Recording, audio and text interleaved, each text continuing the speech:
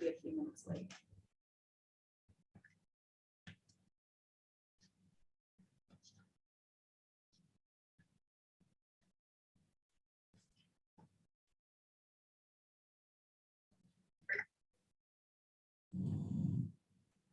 I went to Kent's Lake with the kids yesterday. It was so cold still. Yeah, It is. It's We were awesome. just there, Nice.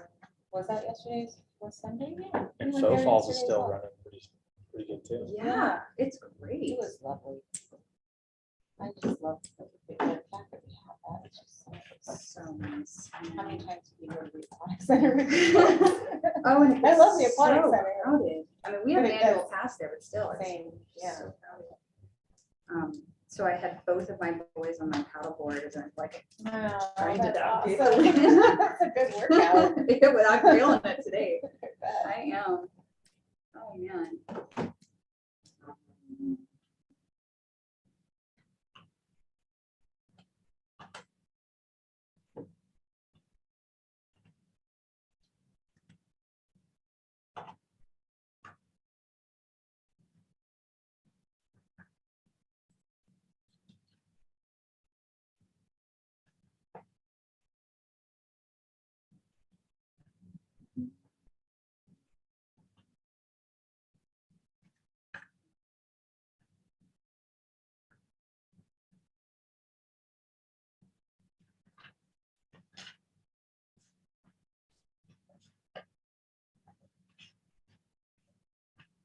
Are you here for the public hearing or for citizens to be heard? Public hearing. Yeah, this is Brian Martinez from Now Tech. I thought you looked familiar. I've met you before. Sure we have. I know your Yeah. husband pretty well. Yeah, absolutely. And he knows John, and so how great. Well, it's nice to see you again. It's so funny. I was guiding back in like 2011, but to me it seems like a few years ago. And then I'm like, that was a decade ago. Isn't that funny how that happens? I run into people I haven't seen in 9 years. I saw it just the other day. Oh, I haven't seen you around lately. Oh wait, I've been a hermit. Well, for those of you in the audience, we're just waiting for quorum, so we need a majority of members here, and we have 2 who are on their way. One delayed by a plumbing incident, and the other is hopefully going to be here very soon. So we'll start in just a moment. And Mark Silson had to cancel Oh, for the shoot. water presentation, but I told him, we're short commissioners anyway, so maybe coming on the next, he can't make it until September. So I put him on the agenda for September 9th, I think it is. His presentation was recorded for the commission. Yeah, and that was a big thing for. With Candace. Super nice. Staying alive. So I'm that was like a 2-hour long. Yeah, Hi there. Okay, Tony is here. Welcome. Sorry to keep you waiting. It is, it is all good. It is 4:32. We have a quorum present. And we will begin our meeting. We expect one other planning commissioner to be here soon, so we'll be joining in just a moment. Okay, we have 2 citizens to be heard first. I imagine that the folks who are here for the public hearings, but if you are here to make a comment during citizens to be heard for anything that is not one of our public hearings, whether it's on the agenda or not, now's your opportunity. Okay, seeing none, we'll move on. So we do have 2 public hearings today, and just a reminder, since we haven't had one in a while, we do ask for ex parte communications and disclosures. So disclosures would be if you stand, if someone in your family or close to you stands to benefit financially from the hearings that we have today. Ex parte communications is communicating with anyone who would have an interest in either of these outside of a noticed public hearing. I haven't had any ex parte communications. I know a number of members of the public, especially on social media, have had some questions and expressed some thoughts about this at a very high level. Anything that seems substantive, I redirected to the planning and zoning department. So, and we lost our video. Shoot. Does this happen? I haven't experienced That this. seemed like a little power surge or something. It could have been. Oh, yeah. Look at that. Oh, Yeah. shoot. Yeah, Oh, we're no, we're coming still back up. connected. Would someone who's listening in, would you mind putting in the chat, just confirming that you can hear us if you are able to? We just had a little power surge in the county building. Let me know that you can hear us. Or come off of mute, maybe. Well. Hello? We're registering volume. All right, I'm going to assume no news is good news. We're going to move on.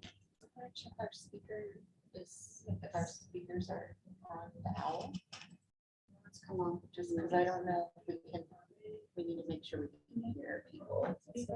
All right, so we'll go ahead and move on to approval of meeting minutes from July 11th. Does anyone have any comments, corrections to the minutes?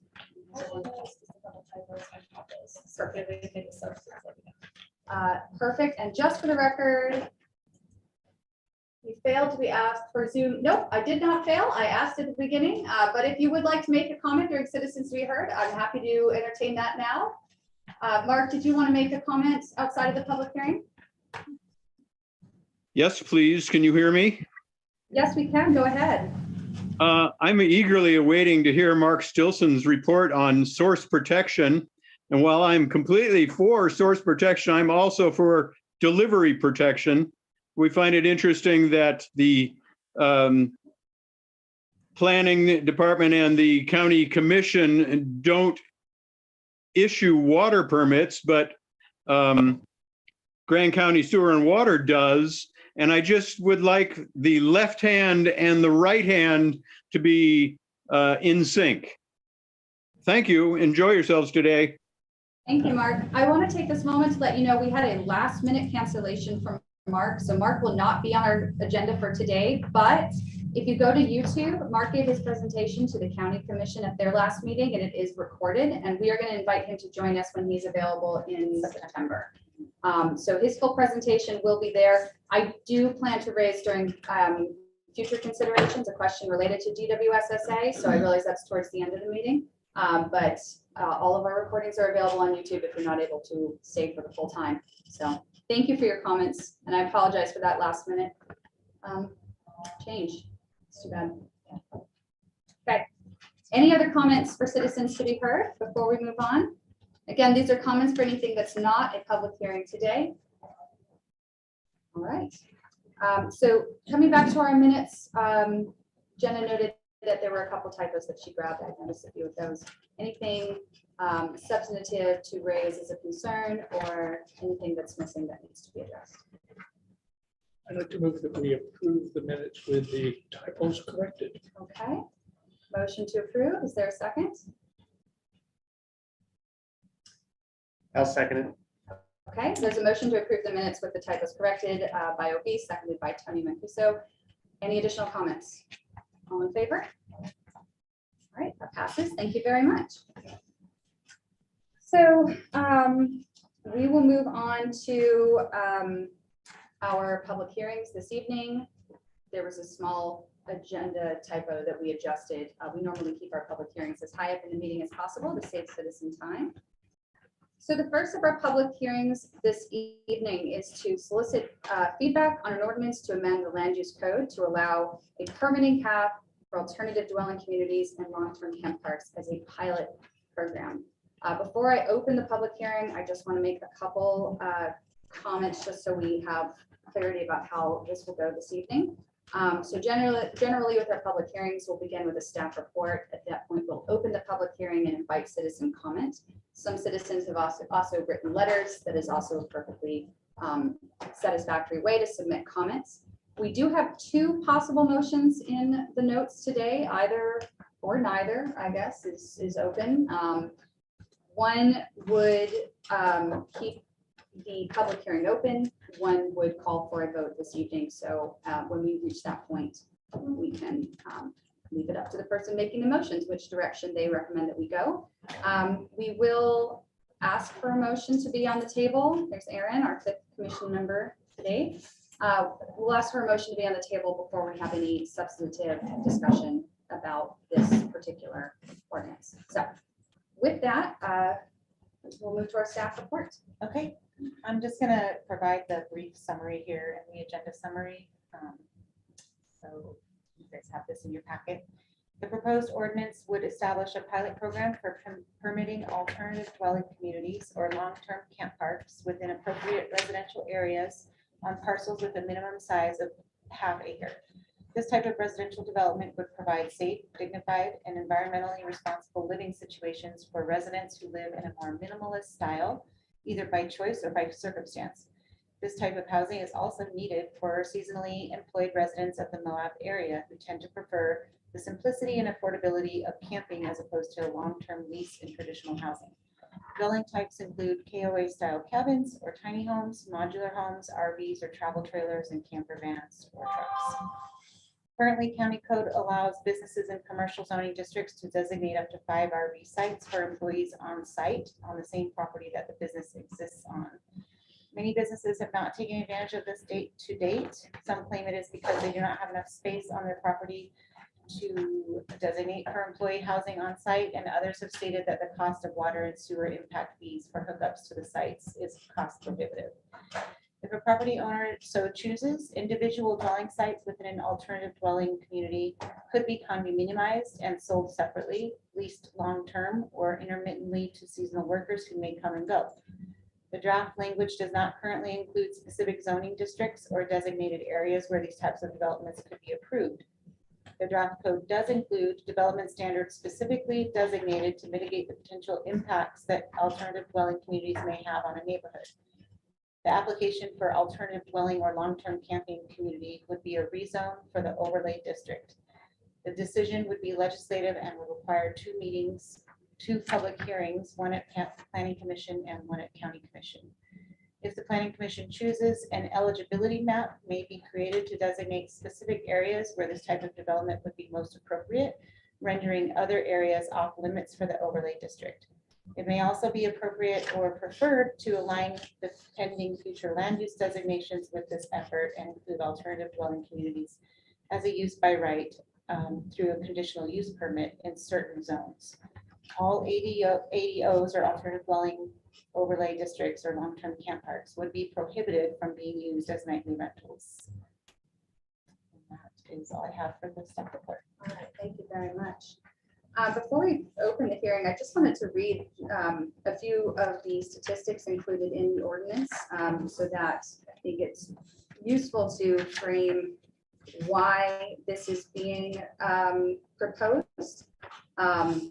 So this is in the packet. It's the first of the 2 technical documents attached to the staff report.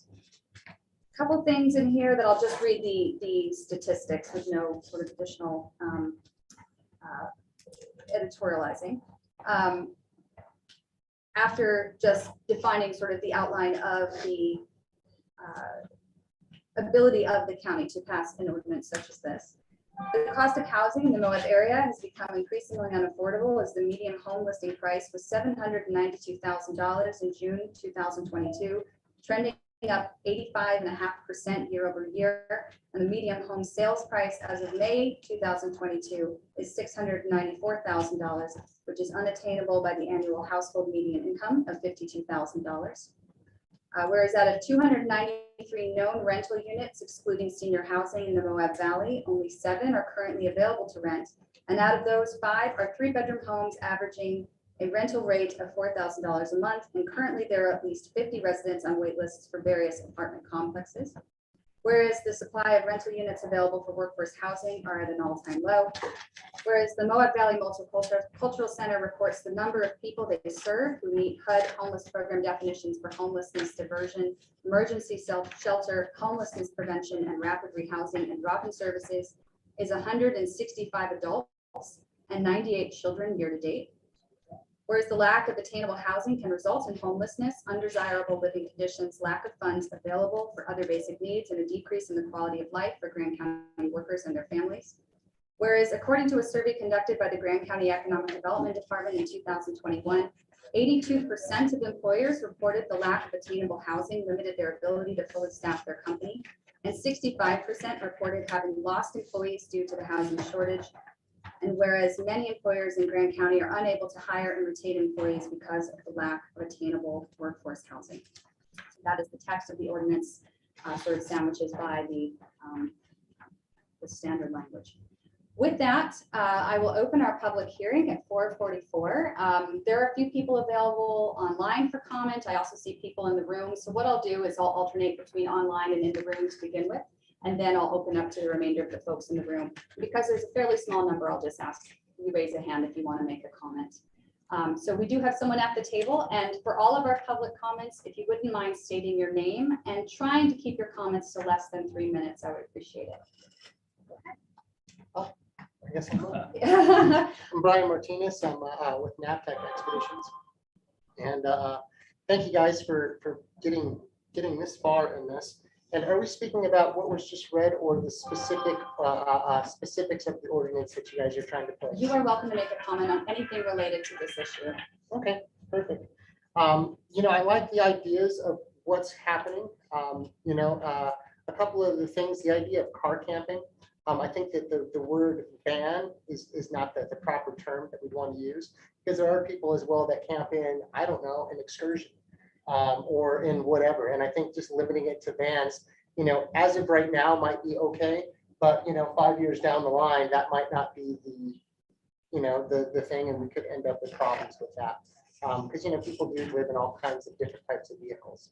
And I know the word van life is a big one. There. Another one is, you know, it doesn't really talk about the speed of this right here. You know, how long it would take to actually get one of these things to be put in, and how long the conditional permits would be placed off. And that would be really interesting because, as you noted with those statistics, this need is right now, right? It's not a need of like, hey, in 5 years, this would be great if we had this. We're talking about people who are here right now and working right now. And I'd like to be able to see that in the literature right there. That's like, you know, we will have, you know, these conditional ordinances as long as this is happening. You know, working towards that goal. And then just you know, the goal of this alternative, you know, type of living.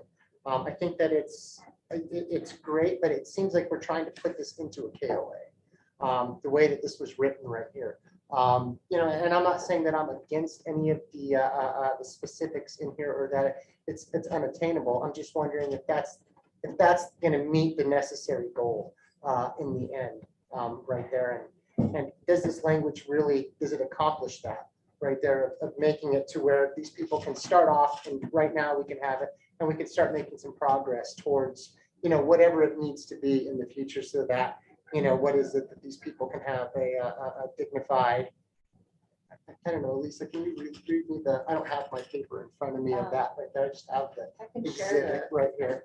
the ordinance. So take it that that's the mission statement of this, is that correct? Yeah. This type of Yeah, the residential side is in development would provide Yes, and safe, that's- dignified, and environmentally responsible living situations for residents who live in a more minimalist style. It's the language in the staff report. Perfect. Yeah, and yeah, you know, and it doesn't, I don't think that in that mission statement, once again, that it really identifies the immediacy of what we need right now. And I think that's all I have for right now. If I could save some time maybe later to talk about some stuff, that would be fantastic. Or if you guys have any questions, that would be great as well. Thank so you. much Thank you that. for your comments. I see some folks who are online joining us via Zoom. If you wouldn't mind placing a comment in the chat, if you do want to make a comment. Mark, is that you coming off video because you'd like to make a comment? Yep. All right. Go ahead. The floor is yours. If you wouldn't mind stating your name for the record and limiting your comments to 3 minutes or less. Thank you. My name is Mark Horowitz. Thank you for reminding me to say that. You know, I don't deny that there is a problem, and I appreciate that you're trying to find a solution. I think that single-story building is not appropriate in a county where we have so little usable land, that apartment buildings are far more efficient way to solve the problem of this type of housing. But more to my concern is that you continue to offer bonus density to solve every solution.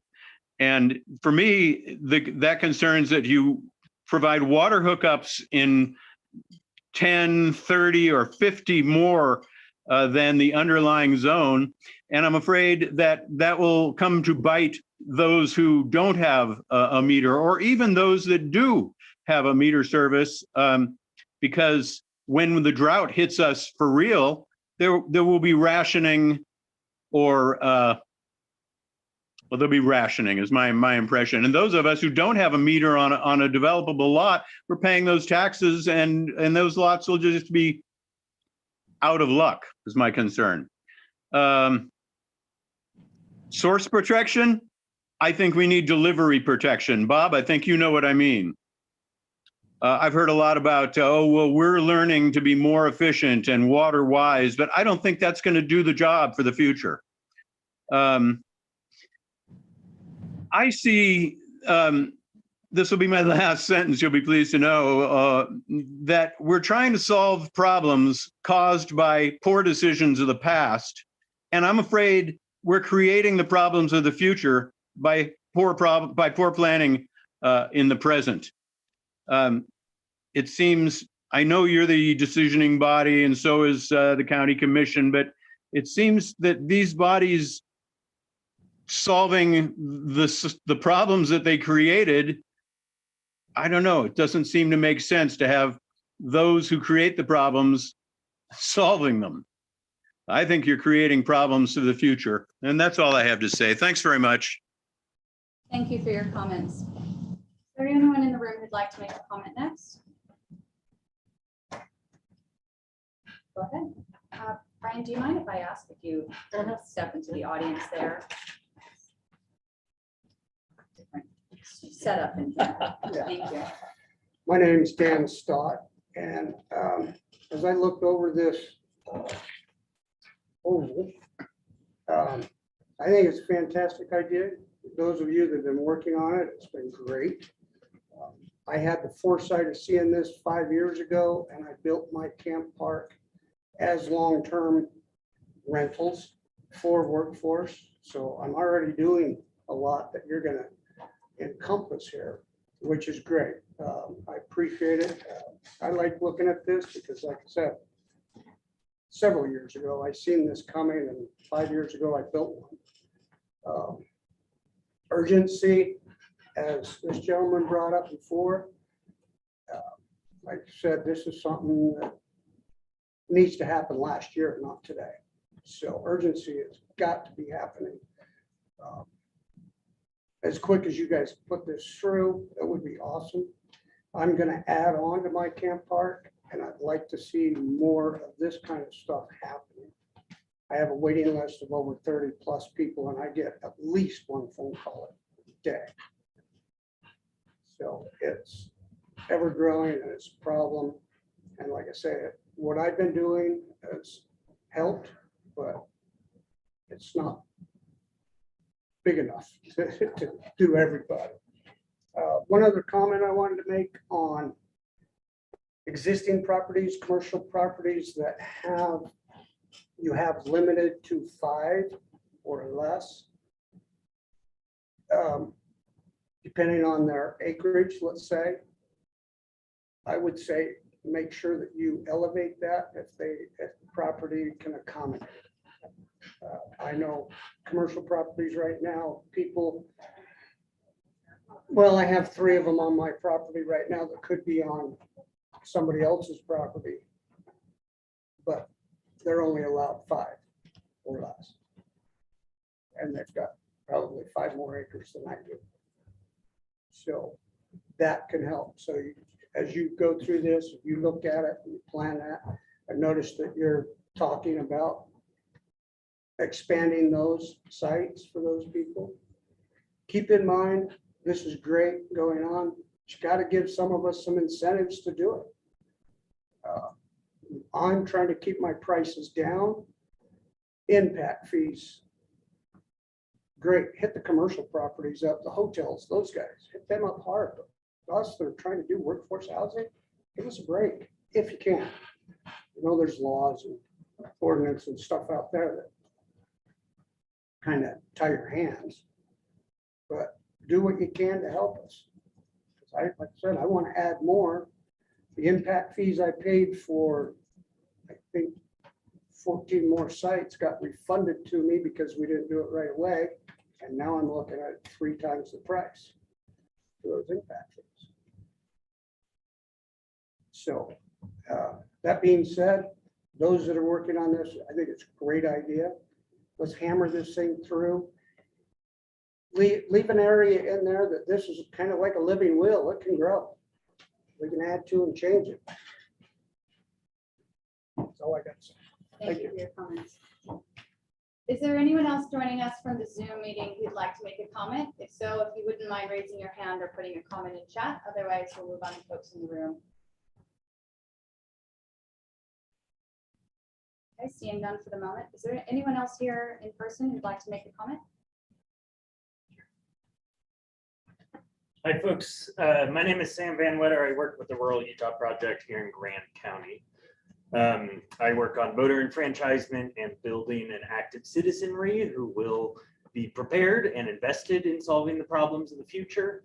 In order to activate and make that citizenry permanent, we have to find ways that people can sustainably live in Grand County. I first moved here as a guide. I lived in the back of my Subaru in a lot. It was very fuzzy whether or not we were actually allowed to do that. You know, our bosses suggested that we keep our camps in tidy order, that we pop down our pop-up trucks if we're gone for an extended period of time. They didn't want it to appear that we were living there, that we were in fact living there. We were out on trips weekly, you know, we were around the country during the height of the season, but we needed a home base to stay. And it wasn't due to laziness or a sense of superiority from our bosses. It's what they had to do in order to keep their operation afloat. Those are the folks that it seems like this ordinance is targeting. It's folks like we've just heard from who already have these operations going. And I think creating a easier pathway, a path forward for more people to expand those offerings in our county will make a real difference for people to find their place here in Grand County, to invest in it, and to figure out a way to be here as long as we wish. So thank you for these audacious moves, and I really hope that we can push it through the commission, get a strong response from them, and address the immediacy of the crisis that we are living in. Thanks very much. Thank you for your comments. Is there anyone else who would like to make a comment this evening?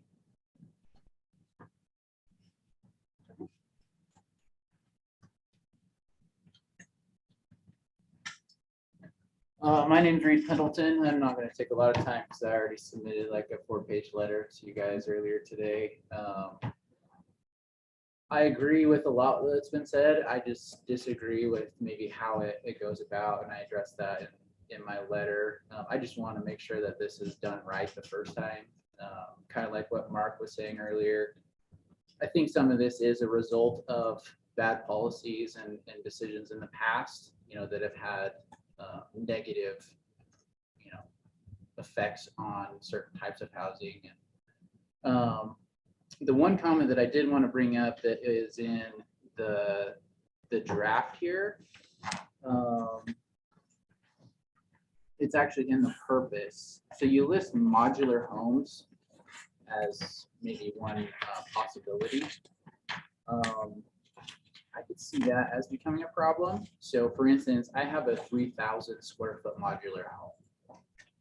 And so I could see that as a route for, you know, like Mark's talking about higher densities. You know, people have wanted to create higher densities here, you know, within the last year in some residential zones, and it's been denied. And so I could see this maybe as a back door for a developer to be like, oh, hey, modular homes, because a modular home is different than a manufactured home. So you have to be careful on your definitions. So modular home is actually considered a stick-built home after it is finished. It's a completely different type of dwelling. And so if a developer came in and, you know, he made 8 lots on an acre and then put 2,000 square foot modular homes on that and was allowed to do that, that's, I don't know if that's what we're looking for, if that makes sense. You know, the neighborhood might be in uproar because they didn't think that was going to happen, you know. Anyway, that's something to maybe think about, like just how the different types of dwellings. I don't know if you're trying to create 2 different types of things here, like one for communities with certain types of housing and then camp parks with like other types of housing. I don't know if this is all like one type of development. So there, I feel like there's a little bit of confusion as to like what the direction is going and what's, how this is all going to be incorporated into actual approvals of development. So I just wanted to bring that up. Thank you so much for your Yeah. comments. I think there's a 1,200 square foot Site site, limits. yeah, Yeah, site so it wouldn't size. actually cap, it's designed for tiny dwellings or camper type dwellings, but yeah, that's a good point about the modular. See, and I think 1,200 square foot is, That's the site, so I that's know. like the pad, that would be the pad. see, and I think that should be minimum.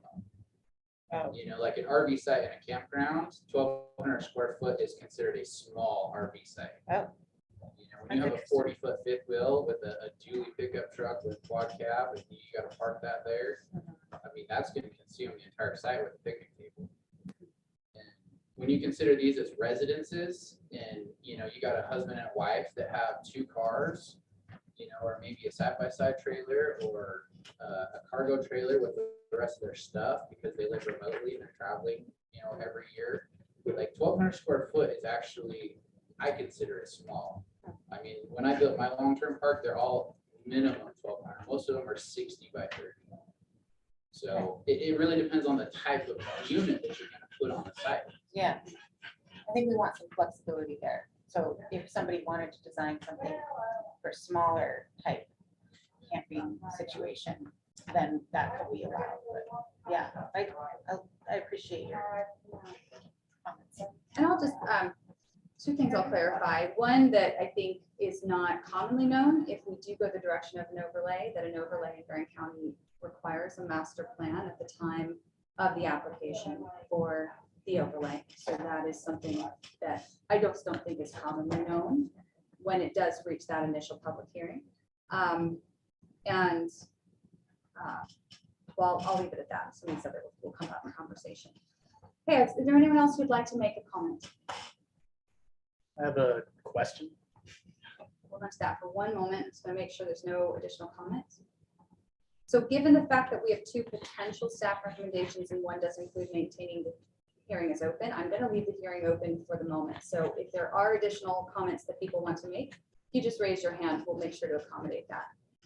Now we'll move on to some questions. If anyone has just clarification questions for staff that don't relate to the substantive details of the ordinance as written, now's a great opportunity. What I am going to ask is that if we go into any substantive discussion, that we first have a motion on the table. So. I'm trying to soak it all in and keep track of what's going on. Is there, regarding Reed's comment, is there anything in here that would preclude or prohibit a developer from allowing one resident or family unit to have 2 sites if they needed more than 1,200 square feet? Wouldn't that be something that was up to the developer to say, hey, my employee has a wife and 2 kids and 2 cars, and they are going to need 2 or 3 of the sites that I have outlined in my master plan and my overlay. They can choose to do that, right? We have right now it's set up with a 16-foot separation between the dwellings. I see. So that, yeah. There would be some, So it it's wouldn't be really- contiguous. Yeah, I mean, I think we have to keep remembering that this is just like one little piece to the whole housing continuum Right. solution, that this isn't gonna fit every type of employee or long-term resident even. It's kind of like this one little segment of the community, whereas apartment complexes, like was brought up before, are part of the solution as well down the line.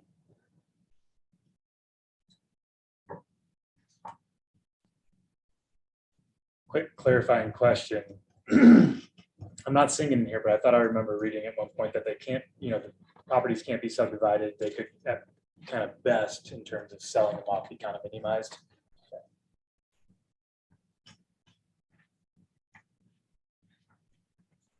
the thing I didn't understand, this is basically with like raw land, right? This is, nothing can be, like, let's say you had an acre, and you had a house, like you can't add this on, would you have to like? Well, I think that if the, I don't think it precludes having, allowing what the underlying zone already allows, which is 180.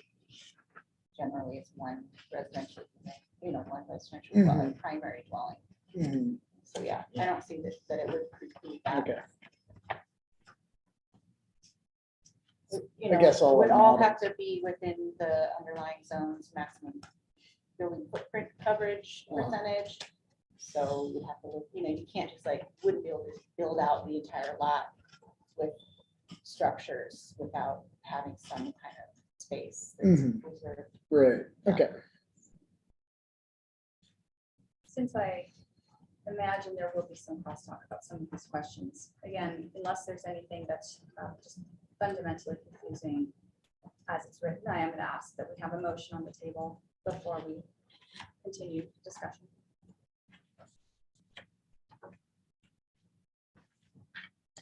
And I'll remind you, you are not beholden to vote for your own motion.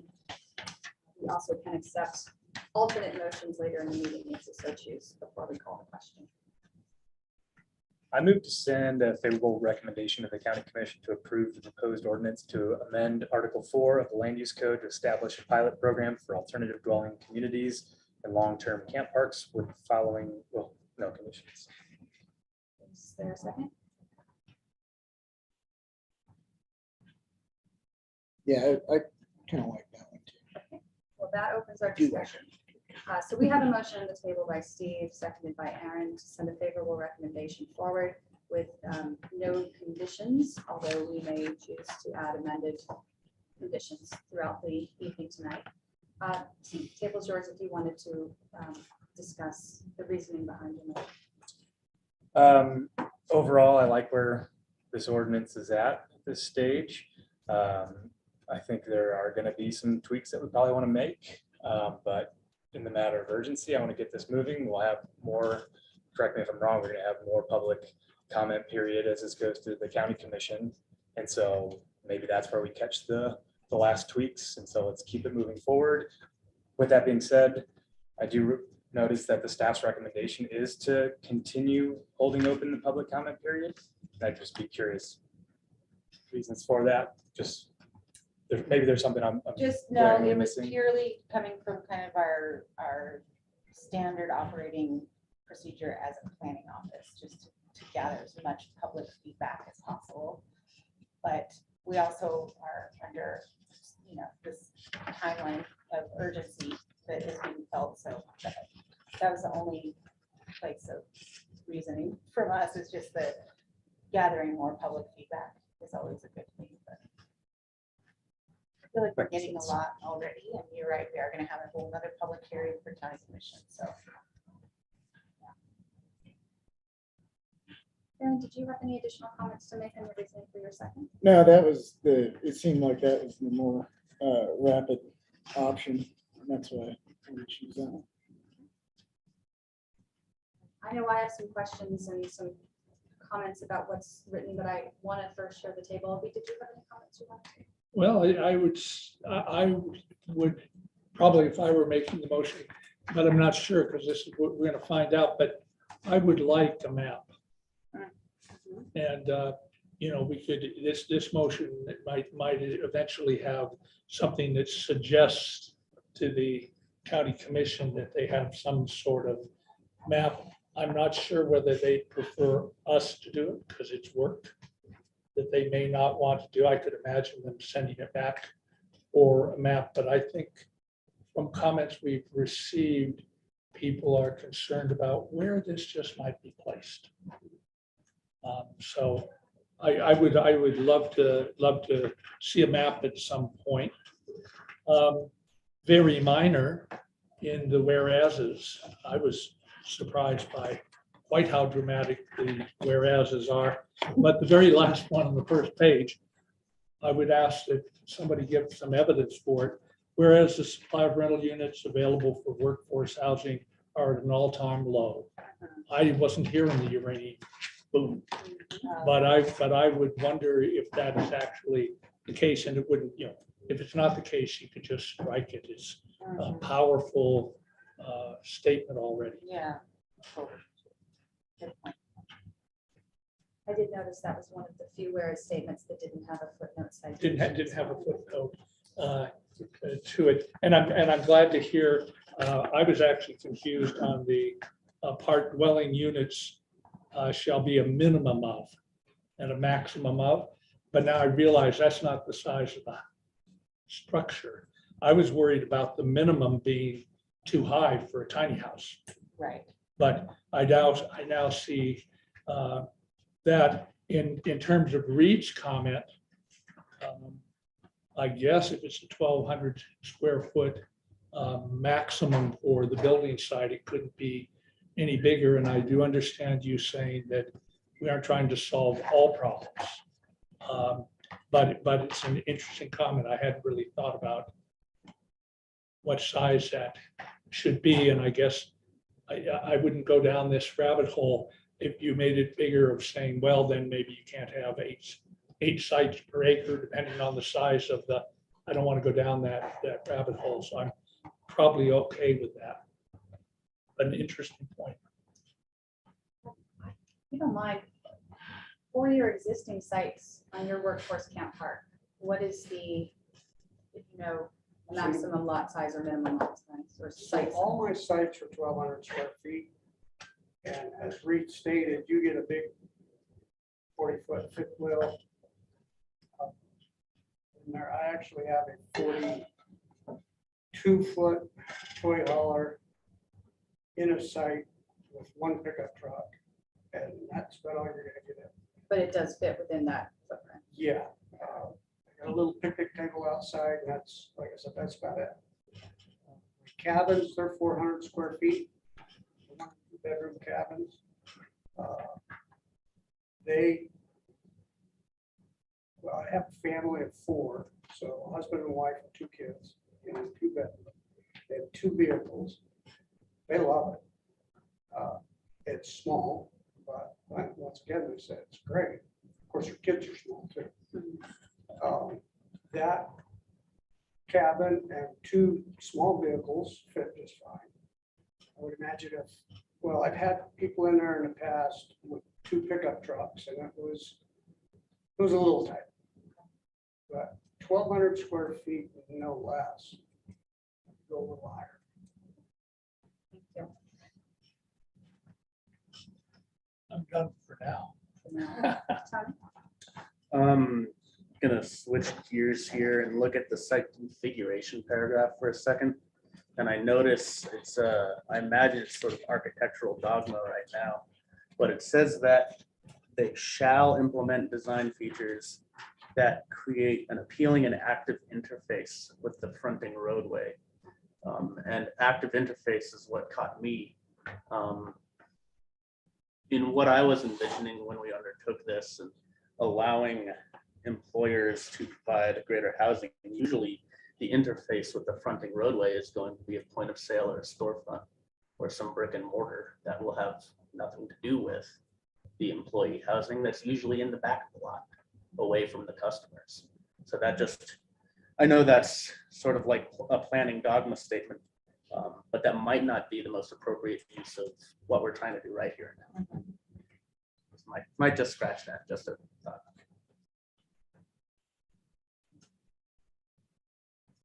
Any other comments? So I'll go ahead and mention a few things that I see. And I'm just going to go top to bottom, and then if anyone wants to interject or take the conversation in a single area, feel free to interject. So beginning with the purpose statement, I found it interesting that we mentioned modular homes, but not manufactured housing. And manufactured housing is the use that was more commonly coming up in discussion as the type that would be making the most sense in this type of community. Certainly, I think that should be added. It sounds like, given the site size limit maximum, that would cover the risk of modular homes. And I find the language of planning doesn't reflect the reality of the industry these days, that there are many modular homes that are in fact tiny homes, and very many manufactured homes now that can look like a single family home from the Sears robot catalog that many of us, loved when we were in college, in our little college communities. So I just want to make sure that the way that we're writing the purpose isn't meant to be exclusive, but is rather to point that this is intended through conversation so far to be a community that can serve long-term residents as well as members of our workforce who need a more temporary housing solution. And that we hope to see this be a transitionary housing type, giving people the means to create a more long-term plan and stay in Grand County. And we've heard from folks who run this type of business that that's what they've seen. And I think that's what we all hope. Not that this becomes the solution for long-term rentals and living situations. So I would recommend, at a high level, I don't want to recommend specifics, but by the time this reaches the county commission, I'd like to see that language be slightly modified. I also note we've heard from some employers that they'll occasionally have an employee throw down a tent. Again, I don't want this to be distracted by listing every single housing type. I do want to make sure that a service worker who's in town for a few weeks running trips and then gone and then back again might not have a pickup truck with a cab top. So more to the point, I don't know that we need to list the specific uses in the purpose and would rather focus on the impact to the community and the why behind it. So I want to come back to the exhibit B, the eligible parcels map. Actually, I don't necessarily, might come back to that in a little bit.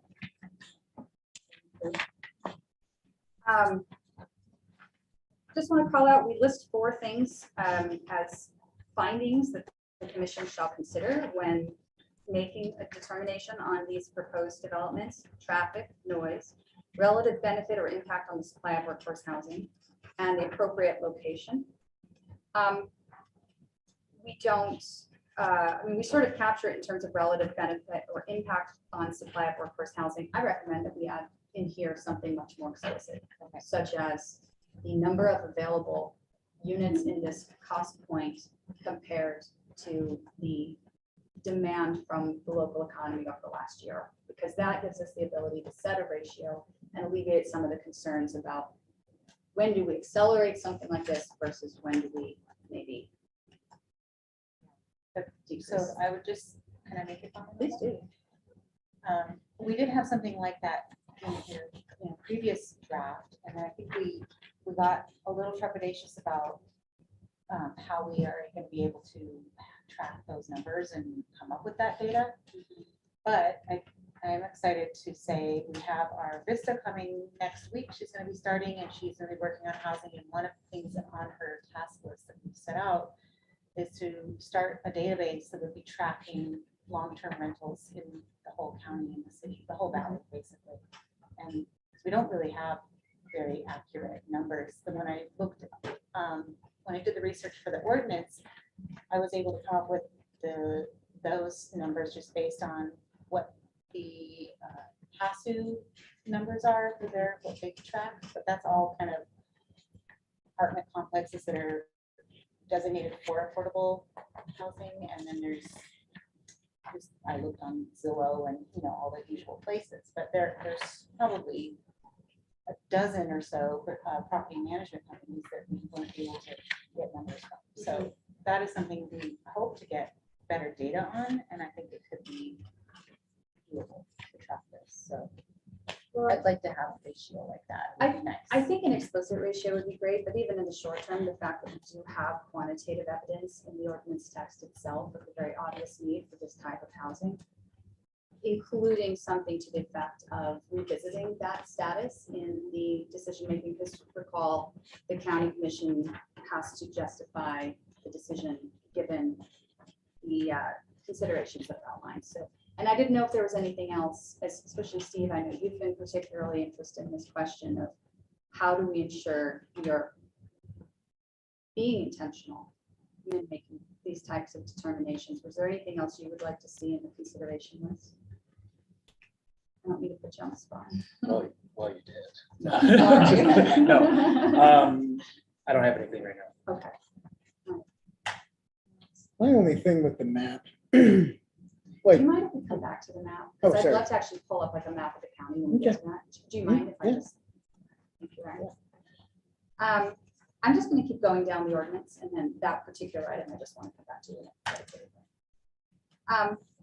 So all of these developments must comply with the following occupancy requirements. I would like some discussion on this. I'd like to hear from the rest of the body. We heard some discussion at our town hall about whether or not deed restrictions are required on this. And I wanted to ask for my own clarity. So we explicitly say that this must be used by members of the workforce. My question was, even in the case of applying an overlay, are we still able to say that this land use is conditional in an overlay and that one of those conditions is that it be used by members of the workforce? And if there are 3 citations that are proved that you are not doing that, you could lose your option to have this type of use. Or also, because I realize there's some concern about a time business use to a land use, could that be included in the business license for this type of rental? But I do wonder, I just don't know in terms of the restriction, how necessary it is. I would like to call out the fact that the way that this is written with the deed restriction would seem to imply that if there is an existing primary dwelling on that lot or an existing commercial development, that primary use would also have to carry the deed restriction. And that seems to me like it goes against the necessary attributes of this. And I wanted some discussion on that to make sure I was interpreting that correctly, but also to see where the commission sat. I think you bring up some really good points. I'm not gonna have the answer out of my pay grade. I think that's gonna have to be legal. County attorney, I think, is gonna have to look at that and see exactly what we can do, because that, you bring up a great point, but I'm immediately concerned with the idea that perhaps an ADO district is sold and is no longer in compliance. Maybe one occupant of that ADO district is not a member of the workforce, but there are several other occupants who are staying there. That ADO district becomes dissolved. What happens to the other 6 people? So that's should think about that. I mean, we enforce that in other areas as well. We do have conditional uses where one single lack of follow through. Now, granted, I've asked a number of people who work for Grand County and received the same answer, that they are not aware of any conditional use that's ever been revoked. So I think actually looking at it against the business licensing might be more appropriate direction anyway. But go ahead. I was just gonna say too, I think I always go back to the idea that we already have the OAO districts, right? And so those are our designated districts for overnight rentals. If anything is going on otherwise, then they could be reported, and code compliance can write them a letter saying you're in violation of county code, and then we proceed from there. And that's how you can actually enforce it without having to put a deed restriction, make it more complicated and more work to track. So I think I left this language in here for now, just kind of to make sure that we state that these are the rules of an ADO, but maybe that we don't actually have this deed restriction formally called out. maybe with the exception of like the condominiumized portion. Oh, right, because then it could go into like second home ownership. Yeah, we need some, Sorry, say that. How would that? So if somebody was able to buy the unit and they didn't live in the county, would we want to restrict them to only being a local resident? I don't understand. Well, to me, That would that be where the falls deed more in the restriction- category if you would have a manufactured housing. There are manufactured housing developments in this county where people own the manufactured homes who don't live here and rent them. And that's, to me, a very suitable parallel to this versus the language of condominiumizing, I guess, carries a very different impact. I don't actually know legally if they're distinct from each other. But I think the idea with the condominiumizing option would be for if a local resident decided they wanted to own one of these units and live in it seasonally, and then rent it out for long-term seasonally as well, when they weren't living in it, that they could do that. But that they would, their primary residence would either be, are we going to be concerned about their primary residence being in Grand County or elsewhere? so the question is, do we find that there will be people using this who aren't directly involved in the workforce and therefore potentially taking these sites away from people who are? Is that the concern? Yeah, I think that's where it happened. Well, I'll just say how I feel. I mean, I don't want to draw generalities, but generally speaking, if somebody finds that living in a temporary alternative dwelling in the middle of other people in similar situations and similar circumstances, there are any number of reasons, retirees, people who are not able to afford a home. I guess I don't fully know where I feel on this, but that's not to me, that's different from somebody who owns a single family home where you've had a density bonus that has had very large impact, sod lawn. I don't know, I guess it's tough. On the one hand, you have a burden to development to create workforce housing and the enforcement that goes along with it. The easy solution would be you can't count mini lots. Yeah, it seemed to be Which- that really muddied the waters on that, but I like the idea of a stepping stone into Right. home ownership. That's right. It's That was the definitely other like idea my- behind it. is That's what I like. Somebody could buy one and then Mhm. kind of build a little equity Yeah. into it, I'd like to know if that's something that people are doing elsewhere. I'd like to know what is the likelihood that that is the way that this is the type of development that expands. I mean, similarly, the person who owns that property may have some units available that people could rent and,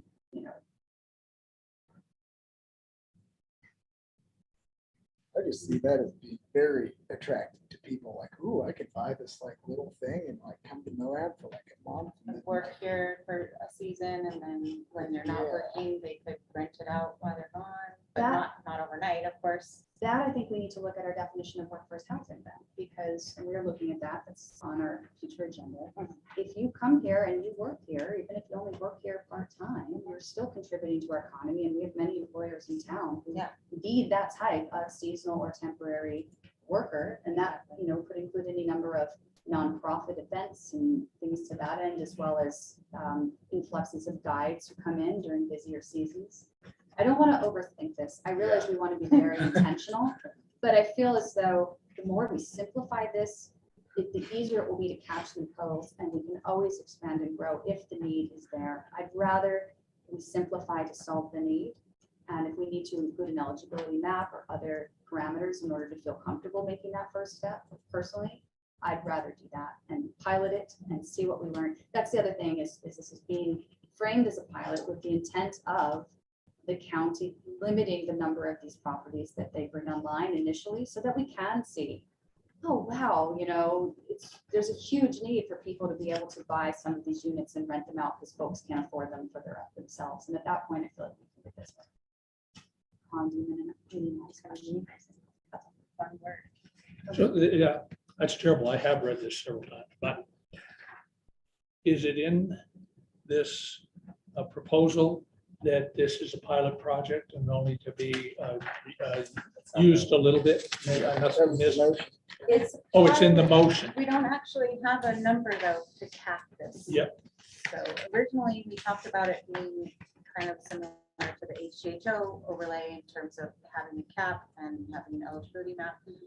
But that was kind of retracted a couple times. So I'm not really sure where, I know we want to look at this as a pilot program, but it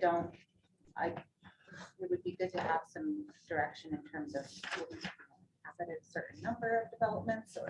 I'm going to recommend that we get through discussing the use itself and then come back to the question of eligibility map and potential capping. And that way, at least we sort of know what it is that we are capping or potentially mapping to. Does everyone feel comfortable with just delaying that part of the conversation for a moment? but I would like, so the cap, what is that pilot definition is one that we'll return to, and then the question of eligibility.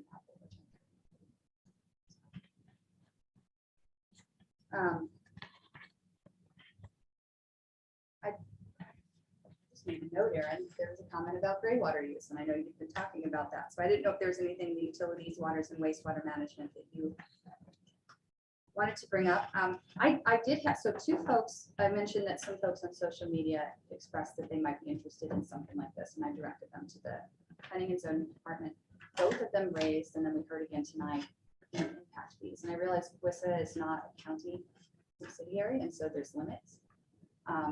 But it sounded like some of these impact fees get really high. And if they're workforce housing, is there an existing exception or different fee schedule for workforce housing? I'd like to see if we can. There is a reduced impact fee for RV sites, for RV hookups, versus a single family dwelling, of course. It's like $1,400 less. I think it's still pretty expensive. But I think it would be something that if we put together, I don't really know the process for this, but maybe going to WISA's board and putting together some kind of a proposal for them to consider doing something like that, or working with the county, or. Is there any grant money that the county might be able to? There's grant money through economic development, and they have actually thought about this idea of providing grant money to workforce housing situations like this that would alleviate the impact fee cost. But yeah, I think right now, all their, we're talking about this year, all their grants are done. They've already been closed, but in the future, it's something that they could prioritize for grant funding. Seems to me, I mean, that's definitely something to address. I don't think we're going to address it in this ordinance. Yeah. Because it's there. Let's set up the infrastructure, and then that problem hopefully will be solved elsewhere another time. I would like to ask staff, or I will say I'll direct staff, before this reaches the county commission, I'd like to be included in the packet a estimate of the cost to residents to hook up to these, to the utilities, and if at all possible, any further explanation from WISA of what they may or may not be willing to do to offset that cost.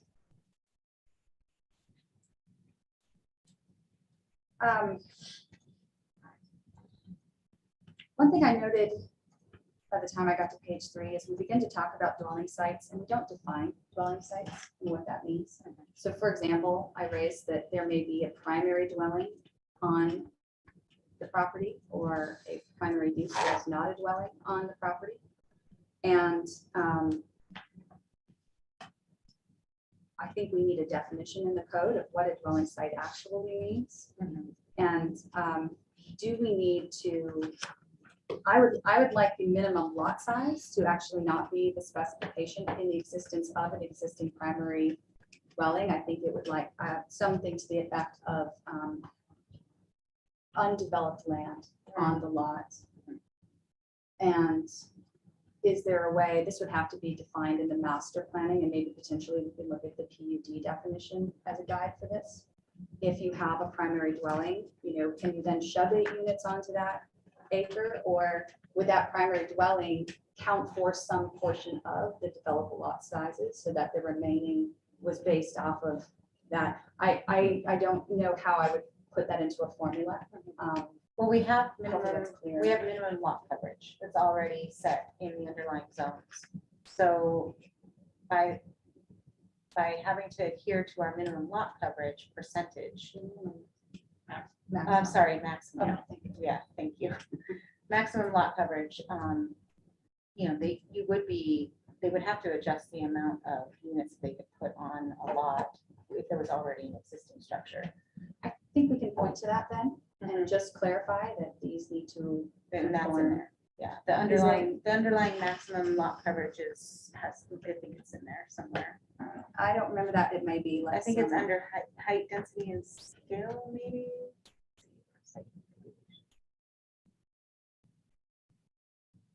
Yeah, sub point five, 5 under D, topography. 5 under C. Dwellings may be constructed to the maximum height allowed It's the by an height, underlying not the zoning district. I thought we had lot coverage in here at one point, but I can just add, yeah, it should be the maximum height allowed and the lot coverage. Sunset to that sentence regarding placement of permanent structures of 7,000 square feet or over drainage. Oh. Right. Well, in 4.9.5, development standards of ADO districts, unless otherwise specified below, all development in the ADO district shall comply with development standards in the underlying zoning district. There, that's what it's. So that's sufficient. Thank you. Right, okay.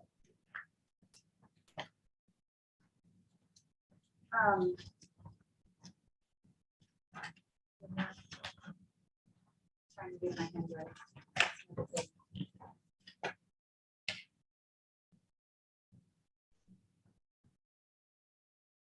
Last one just was more a note to myself around the master plan that we do. There's been some conversation raised in our town hall last Thursday around the way that the HDHO developments were put in place. That's when we began to require the master plan at the time of the overlay application. Some people who owned land said it makes it difficult to determine the value of the land. It's very expensive to put together a master plan in order to, so that I know, I'm just raising it. It's just something that called out to me that, you know, we're always, the strategy here is always going to be one of trade-offs, and there's a trade-off of burden versus not. I will say, considering what we are considering this for a pilot, I'm going to assume that the folks most likely to participate in that pilot, there are a number of people who already own land that have expressed interest in something like this. Sorry, that's me just noting my notes over the weekend. Before we come back to this question of eligibility maps and potential cap and definitions of the pilot, are there any other comments related to the substantive definition of use or the application and approval process?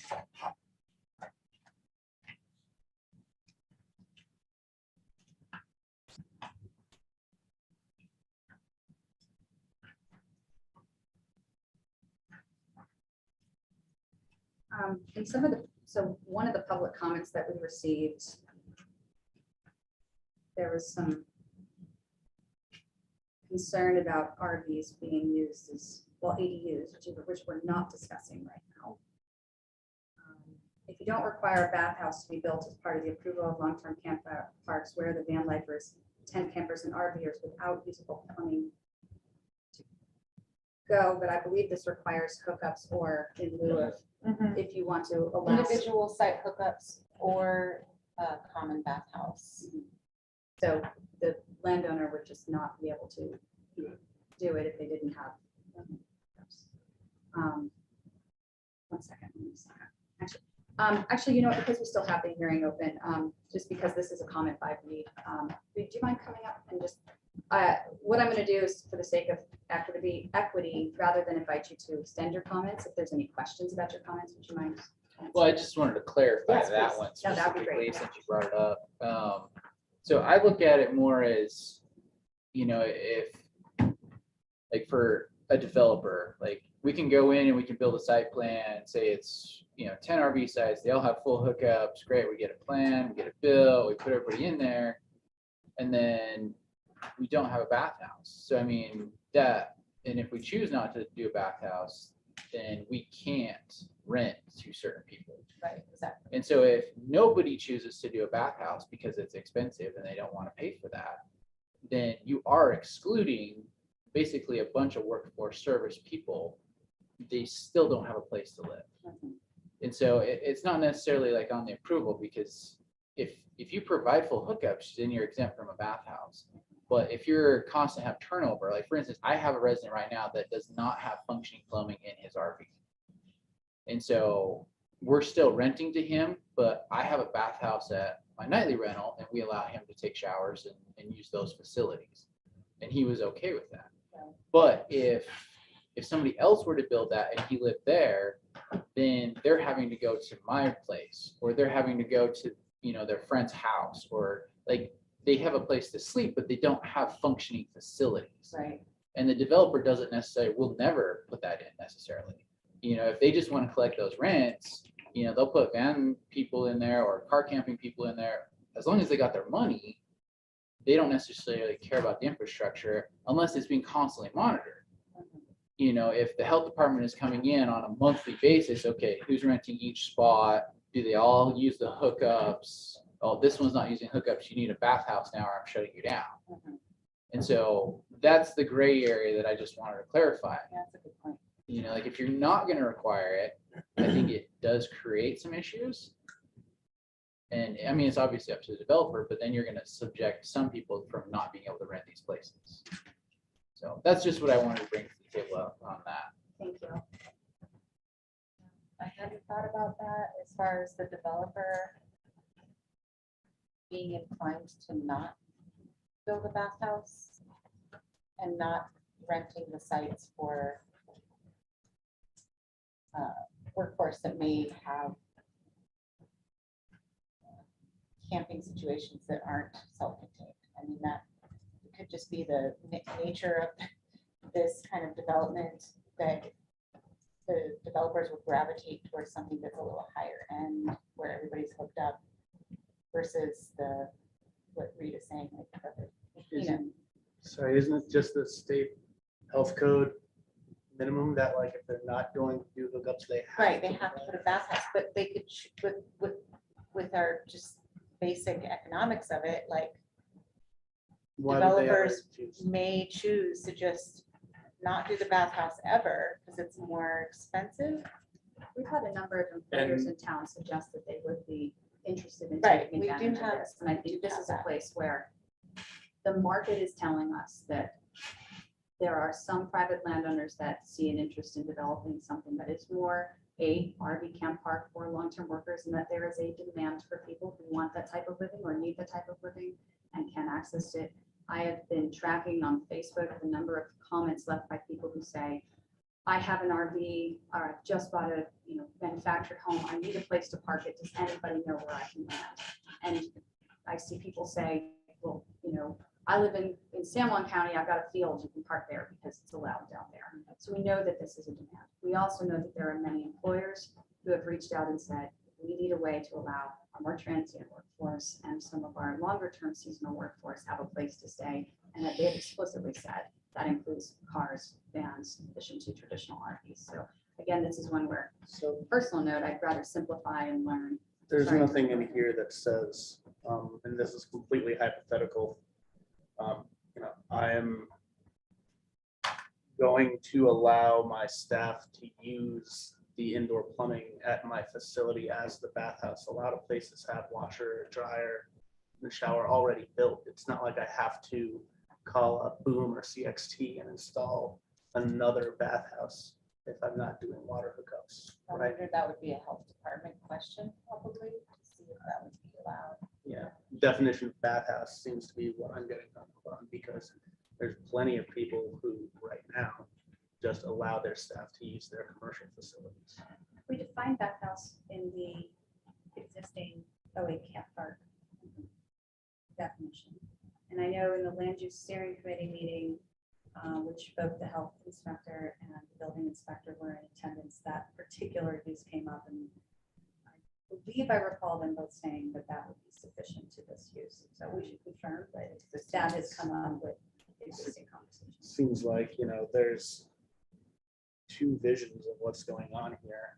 I'm an RV park manager, and this is what it would look like if I did it. And I'm an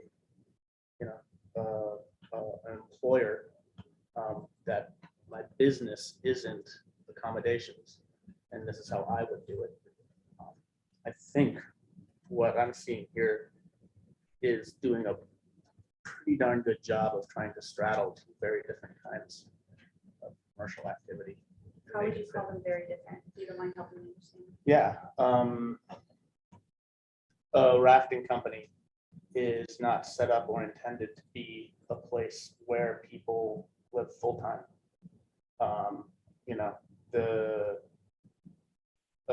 RV park is not set up or intended to be a place where people gather to mobilize expeditions. They're just different. And I'm saying that this is doing a good job of addressing both.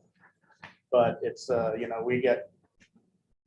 my point is we can like go down the rabbit hole of how these things might not work great in the context of me running an RV park and developing these dwellings on that kind of site. Or we can go down this whole like, I run outfitter and shuttle company. And all of these things are different and they don't work for me, but I think this is doing a really good job when you try to think about both of those uses and fitting them under one ordinance. So I'm thinking back to my first job here. I was living in my car, working as a guide and living on site of the guide company back way back. And we used the bathroom on site. There was an outdoor shower facility. It was unlocked and available to us throughout the evening. We had access to a commercial grade kitchen. And I would say, from my perspective, as an employee, I felt like I had personal space and I felt like my use didn't interfere with the commercial use of the property. And for the people who were using it as a base camp for their expedition, there was a very, it's a different type of mixed use, but it was a mixed use development. What this would be if it had been, allowable then. And I never felt like my dignity was sacrificed, that I was living on the site of my employer. And I felt very secure that I always knew I had a place to go and be safe, be behind a locked chain link fence at night. And I guess where I hear your comments, and what I'm trying to figure out in my head is what attributes of this as written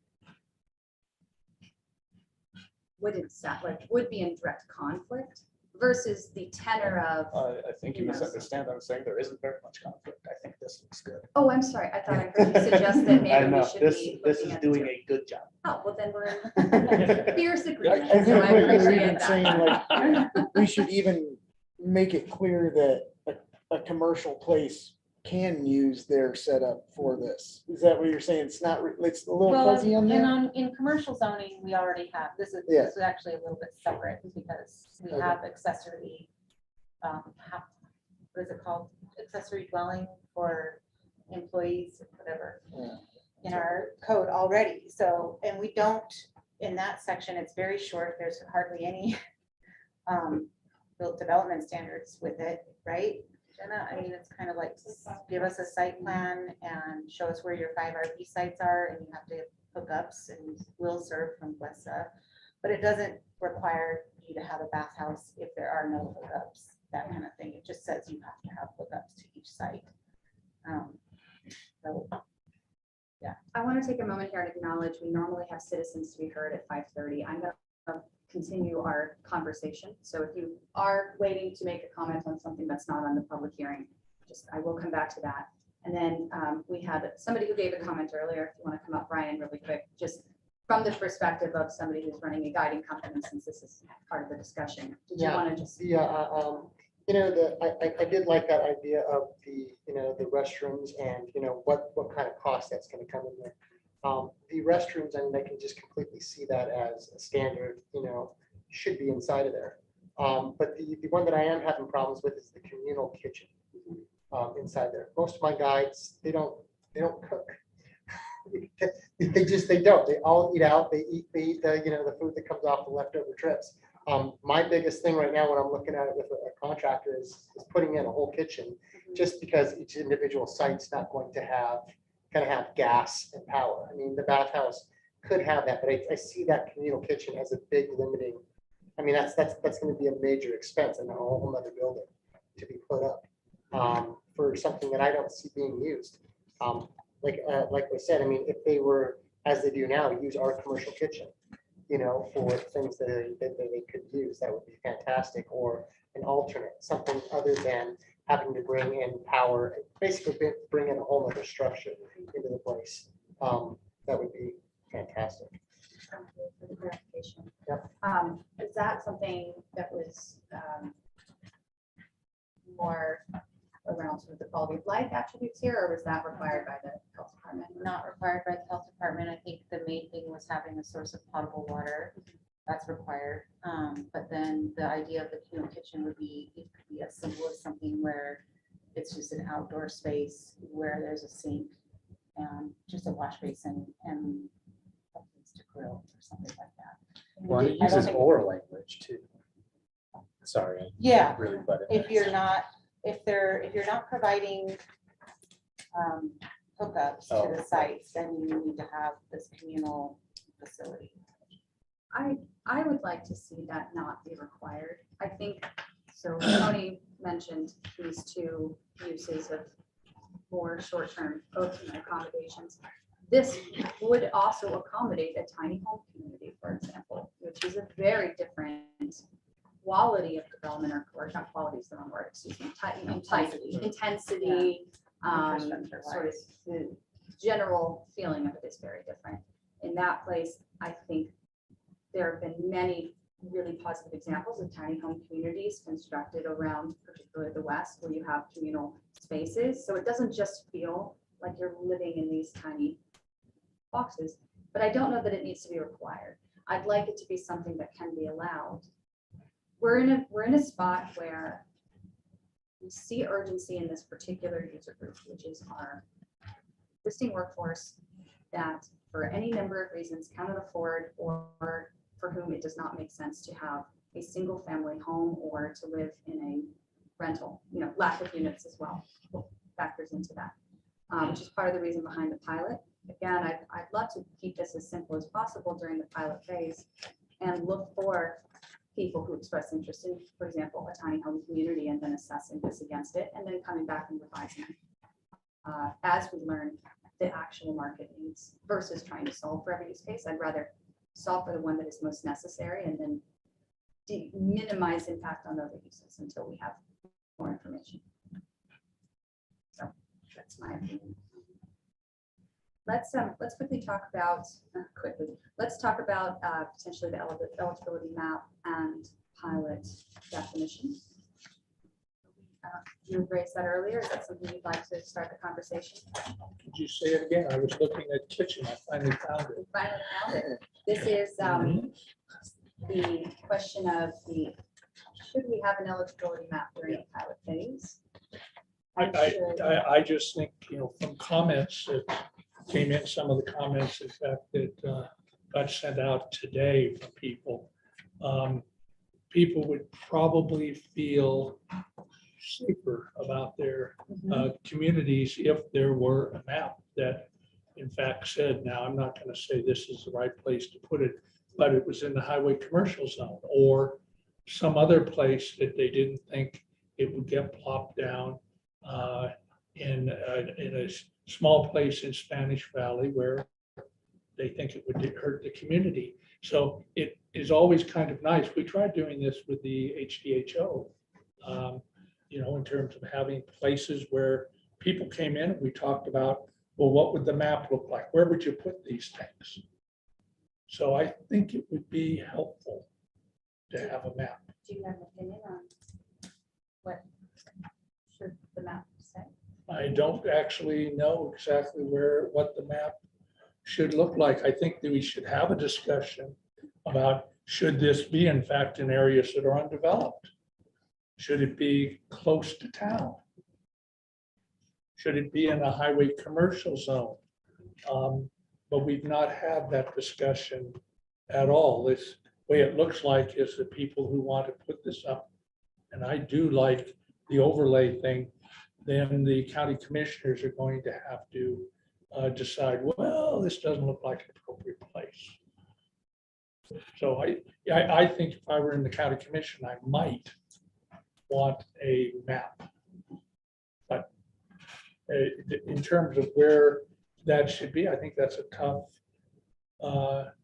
decision. I know we thought HDHOs might be nicer to have where population was a little more dense and where you had the infrastructure a little closer maybe into Moab than far away. And maybe the same thing's true of workforce housing. I wonder if maybe just developing a set of criteria for areas we want to do this rather than doing a whole map. Because what I foresee happening is if we put a map out there and we have public hearing on it, it's going to inflame and scare a lot of people, rightfully so. And it might just be a moot point, because if there's never an application to put one of these there, then we've riled everybody up unnecessarily. And since this is going to be a legislative act, there's still going to be the public process. So if an application does come forward, then it is in an area where the neighbors in that area are really against it, well, then they can let their voices be heard. So just throwing that out. No. I've just heard theories on this kind of, on eligibility. If you just do a blanket statement on everything, then you know, like, it's like, well, you put it over there. I don't want it in my backyard. Well, it's in everybody's backyard now. And so I'm a fan of that. So no one can be like, well, I'm gonna move, over there. I think if everybody's like, yeah, okay, it could be in my backyard, it could be in that guy's backyard up the valley. We all have to, like, this is what it means living here. YIMBYs. We want to be YIMBYs. Mhm. Yes. Yes. my bag. Yes. Yeah, I think when you have these restrictions, then you're like, well, they're not gonna have a good front thing and it's really gonna detract. And now you're getting in these arguments where if you're open eligible, there's no argument. But, I'm the new guy here, so I've yet to, I'm sure I'll see it, so. I think because it's legislative, and because the opportunity for public hearing for every application will exist, I think we can forego the map, but it would be nice to provide people, like Steve said, a list of criteria. My concern is that if we go down the same path we took with the high density housing overlay, the list of viable business owners who might want to actually go down this path is already not as long as I would like it to be. And if we hamstring that select list in the court of public opinion, we've severely limited the effectiveness of all the work that we're trying to put into this thing. So we should explain our rationale and our thinking and our criteria, maybe a list of places where, as a planning commission or up at the county commission level, we can agree that that's definitely not an appropriate place, An exclusionary map. or does That's it have kind to of be- what I was. An that's exclusionary what I map might work. Originally envisioned was more of that, like there's probably gonna be some areas we could identify where they would obviously not be appropriate. And Otherwise, let's not limit how many, like 10, 12 places that might actually follow through with this. So let's make sure they can do it. Well, that list of criteria is on page 1 in terms of the findings. So I'm going to come back to that question. It is a legislative decision, but the county commission would still need to make a statement of findings when determining whether or not to apply an overlay zone to a parcel.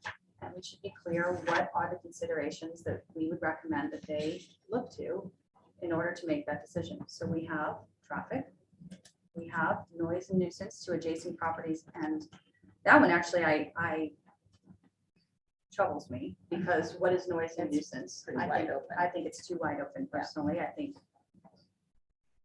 all of us can think of people we've lived next to in our lives that have been a noise and a nuisance and have a perfectly reasonable single family home. So, I would actually strike that. I do think traffic. I do think location to work centers and relative commute side, that begins to get at, look, you're saying this person's going to be parking here and their primary home is this RV and they rely on other forms of transportation. Is the very end of the county boundary the right place to do it? Give the county commission the discretion to have that as a finding. Goodness gracious, I can't read my own handwriting. I think that's where I wrote the appropriateness of the master plan as reflecting the underlying community. And I just want to come back to the fact that this ordinance supports many different types of dwellings.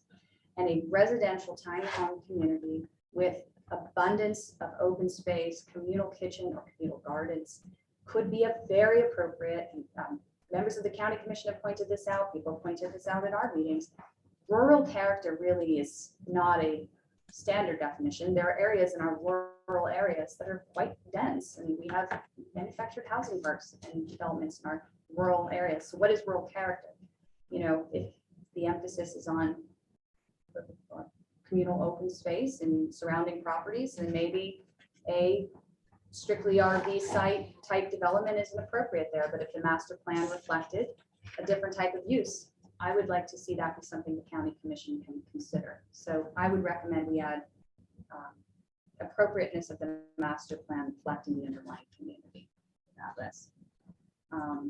We also have relative benefit or impact on supply of workforce housing. So that's where I recommended looking to some sort of quantitative indicator. You know, as we see that pinch, the Grand County Commission may choose to make different trade-offs. But is there anything else that should be on that list that isn't, that you would expect to be one of those qualifications? Just mulling over, the language you used was underlying community. The master plan reflecting Right. the underlying. Wonder if we want to get more specific on what Okay. that means. Is it in a 1/4 mile radius? I'm not sure. I don't know what's typical in planning. And maybe this is unnecessary. I mean, we have the Get out notion of of the weeds. spot zoning, which doesn't have a specific radius attached to it, but is commonly used. Would that be sufficient, do you think, as a, so it's not to create spot zoning? I'm not sure. I think that would exclude a large Yeah. area of our valley. So maybe, because- I'm sorry. Because we don't already allow, our zoning is so relatively low density everywhere, even though what's actually on the ground is not always the case. Like there's lots of the non-conforming lots that are in rural residential, but they're like a 1/4 acre. And the minimum lot size is an acre. So we have a different, our zoning is very kind of low density all around, but then we have a lot of different scenarios on the ground. So just keep that vague. I thought about the possibility of talking about like the surrounding density, the actual density, not the zoning density, being something to think about. So I would maybe look to the proposed developed land as opposed to density. Because again, a tiny home community, you look at Mulberry Grove, it's not tiny homes, but you know, that has more of a rural character feel to it than many of the developments down where I live at the southern reaches of the county. And you know, I'm in the rural area. So I think, again, the county commission does not need to have specifics to back this up. It needs to be a statement of finding and a statement of related to this. And I think I would want this to obviously undergo legal review, but I wonder if underlying community is sufficient. And if not, we would ask staff to help us look to a sufficient alternative with the county commission.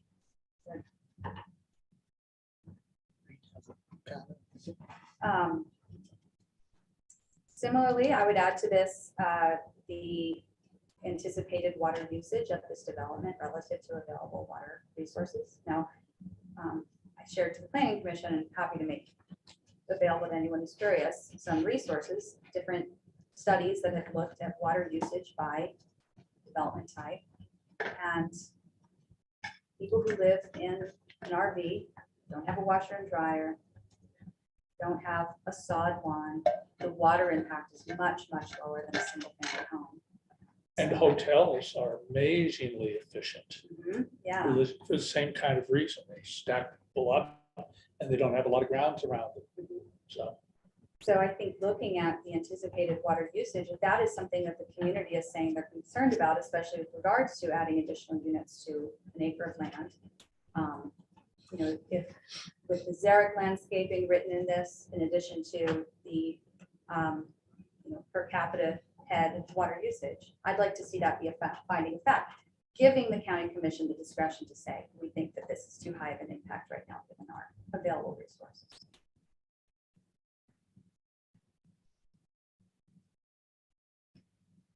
Well, it's clear, nobody wants the map. The criteria then become very important. And it is, I mean, I had, you know, was not thinking, of course, of the number 4 appropriate location in relation to work centers and relative commute time, which does bring people in a little closer.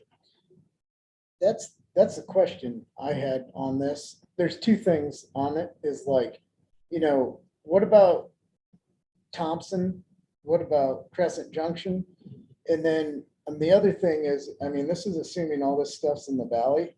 Not necessarily. Well, with your water, I mean, there's nothing about like a common well, because it says it has to have public water supply. Okay, And so like, I don't know how that Yeah. works, but I'm just like, no, you that could know, be a well situation for sure. Yeah, I and think it would then- just, I think I would just need to reword that to include. okay, Unfortunately, Thompson doesn't have much water. yeah. They're They still in have a moratorium. aren't they? moratorium. Yeah, they're still in Yeah. moratorium. But I'm just saying, like, Yeah. I'm like, oh, you could, you know, like land's kind of cheaper up there. It's a, you know, as many people point out, it's as shorter commute time as coming in from Castle Valley. Yeah, and safer.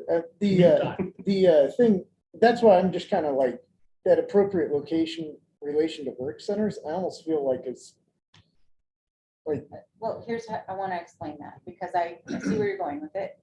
Where I was thinking it could be useful out in the outlying areas of the county, and that would still be relative, is there are people who work outside of the valley, like yeah. in the state parks and the national parks and all over.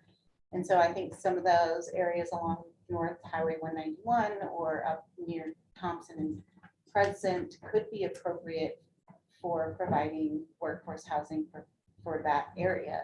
And if there were a point where there were like too many of these developments, and it was like, well, we don't need any more workforce housing out there now because we've satisfied that, then I think it would be at the tipping point where they would say, okay, well, do we really need more workforce housing in those outlying locations? Maybe not. But I think as it's written now, like, it would provide the opportunity for them to use this rationale to approve a development like this out there. And provide that. so you're seeing these as reasons to approve, not exclude. Or either or. Well, Yeah. well, None of these is in this list. None of these are like binding, like, I don't see like, oh, this proposal might not have benefit on the supply of workforce housing because it's so far away. We'll definitely say no, right? Like, it's Yeah, I it's think still it's more of ambiguous and like- up to the county commission. It is, it's Yeah. entirely at the discretion, it's a So- legislative decision, but they Yep. are required to make findings of fact. yeah, and Okay, there's not there- like a minimum amount of findings that they have to make, but if they can pull up from a couple of these, you know. to make I their see the findings, then- shall consider and make findings. And it's similar to an OA zone, we have some ambiguous language about providing a community benefit. So if they were to allow it, they'd have to explain what that benefit was. We don't define, much to my chagrin, what those community benefits should be. Okay, should we talk about the limits of the pilot? If there's any thoughts there? I would say at least it should be mentioned in the document. Actually, it's interesting because the 2 suggested, I just lost the word for it. The 2 suggested things that we were going to discuss. One of them mentions pilot, and one of them doesn't. But whatever gets passed is, if it's a pilot program, ought to have it in the ordinance itself. I don't know how you do that, except that you can certainly, if you mention it's a pilot program to see how things work, maybe that's one of the things that's kind of a criteria for the county council, because our commission, Because otherwise, then it sounds like, well, this isn't a pilot, it maybe isn't a pilot. But maybe, 4 or 5 of these things should be tried if we're lucky enough to get 4 or 5 and people want to see how they work. That's a pilot. If you're already ready to go, we should stop calling it a pilot. Yeah, I And wonder it- how we oh, had that in for the HGHO section. I don't remember. There was a And cap. HDHO was Yeah. interesting. 300 It passed units. us without a cap. It went to the commission and Morse said, I think we need to cap this. Yeah, 300 units, and I think there was a time cap as Yeah. well. Yeah, I So would there was a clause. sunset Yeah, clause, honestly, maybe we just copy and paste that. And I would say, I think cap is a good idea for a pilot program. Whatever number we decide on should not be less than the number of people in our whereas that Yes, great. are listed as eligible for homeless diversion by HUD. So that's 165 adults and 98 children need to be encompassed in this pilot program. How are we gonna call it a pilot program? We only call it 50 units. And I my guess agree. is pretty confident that that number does not include the 30 people on a waiting list. Right. So. And there Make just sure were we- so many, we've had 2 or 3 people who've come out to our place in Castle Valley who are working on the river and are friends with the intern that we have. And they spend some nights and stuff, they take showers and stuff. And they just say there's, whole community just goes, camps in Little House at this point. I'm amazed by the number of people who have come out of the woodwork say that. I met 2 people on Friday who said that they live in the workforce camp park and they work for a childcare center. They're able to provide work for a childcare center and help keep that childcare center open because they have access to this reasonable rent, which otherwise would force them from town. So, okay, I here, think the ordinance is the appropriate place to put these specifications about the pilot program and not necessarily in the code. I'm looking at the HGHO code section now and I don't see. Am I right, Jennifer? So I think you just reference the code date, if you in the beginning purpose paragraph or so. The ordinance, right? Yeah. here's what I'm gonna recommend. We have a motion on the table to send a positive recommendation forward. Given the amount of comments, given the request of staff, I think it might be wise to have a substitute amendment if somebody wanted to make one to keep the public hearing open and revisit this at our next meeting. Giving us a chance to keep this moving, but also giving us a chance to get this right. And also get legal input on some of these additional comments. We've had legal review ongoing, but have a check-in with the county commission and so on. So if somebody wanted to make a substitute motion, see multiple hands, see Tony first. And I was gonna ask you to clarify the chair's recommendation.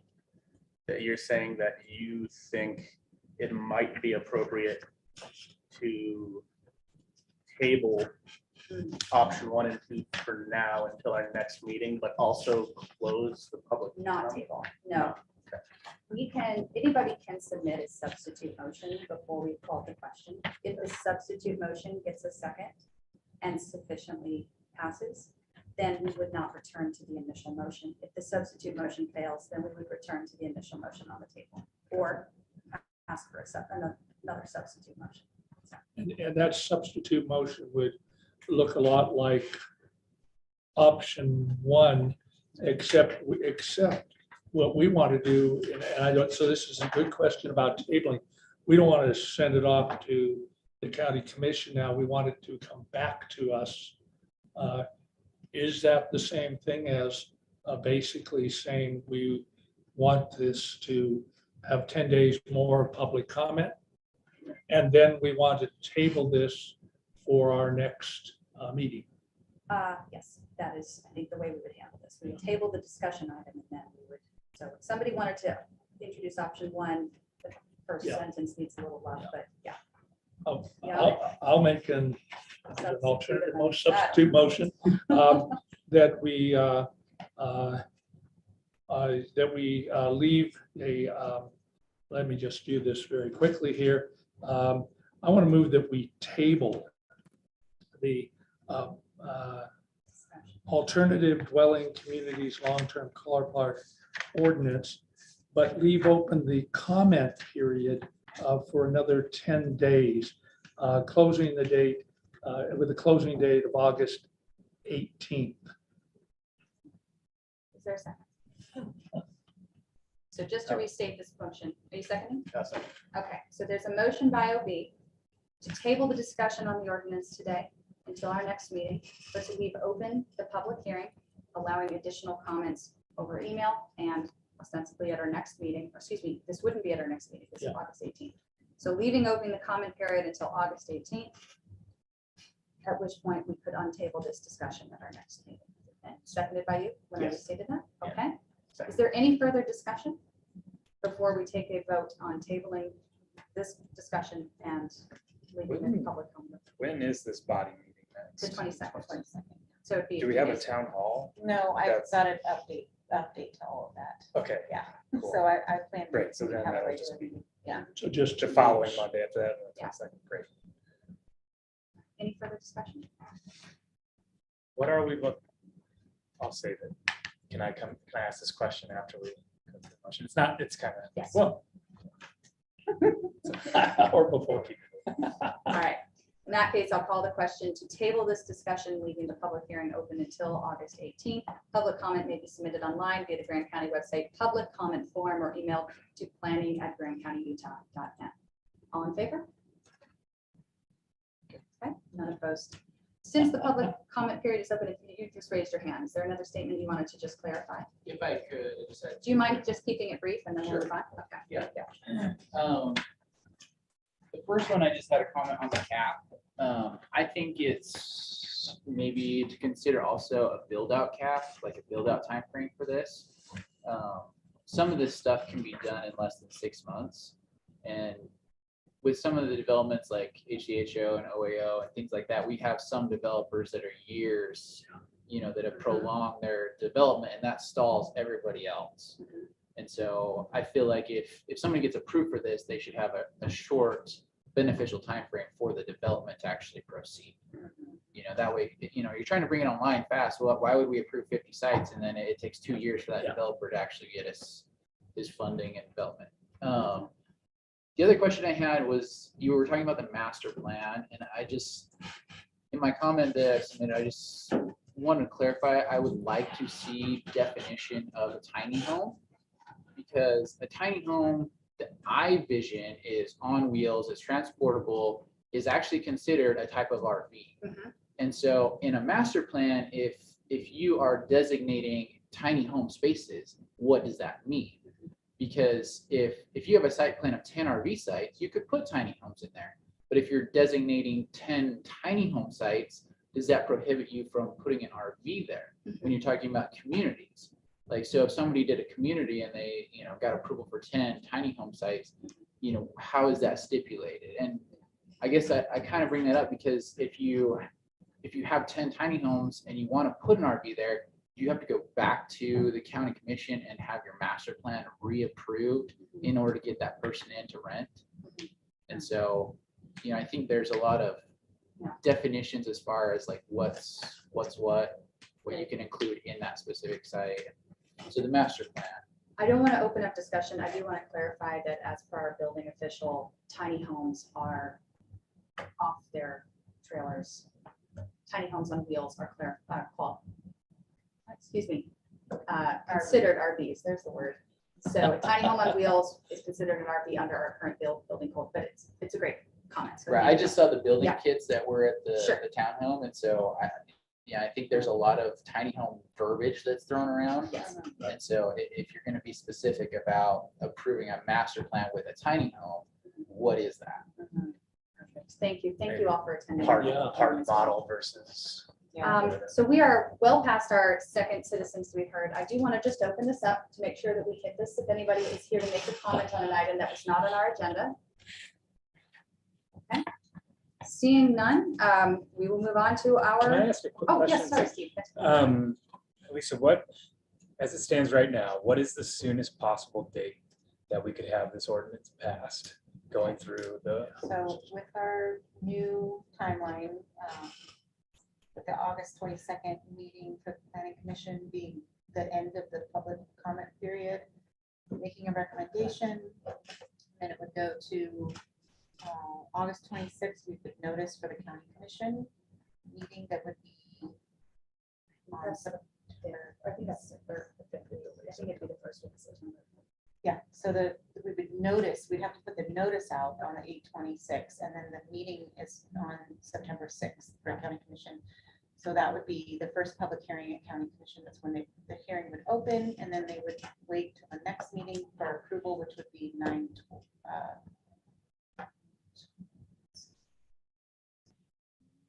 I left that out.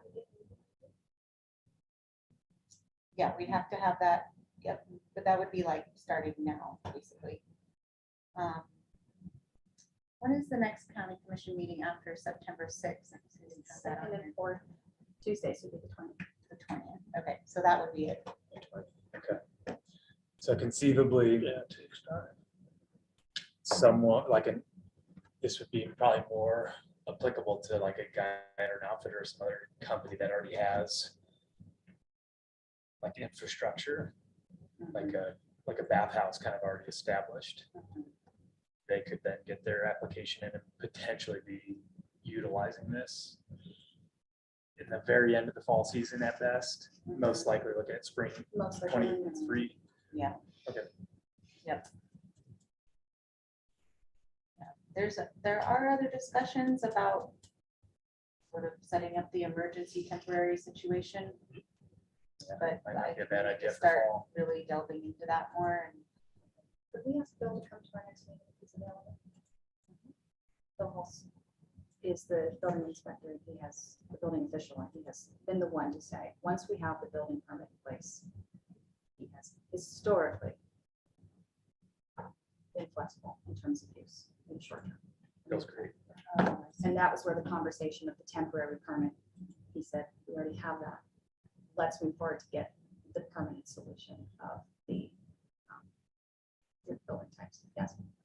So Lisa, is there really discussion about emergency stuff? I There has been mean, kind I've of seen in the- some ideas. yeah, but there's been ideas thrown out, and I would like to personally, like, once we get this kind of wrapped up, which I feel like it's really close now, we can start having that discussion more. Mhm.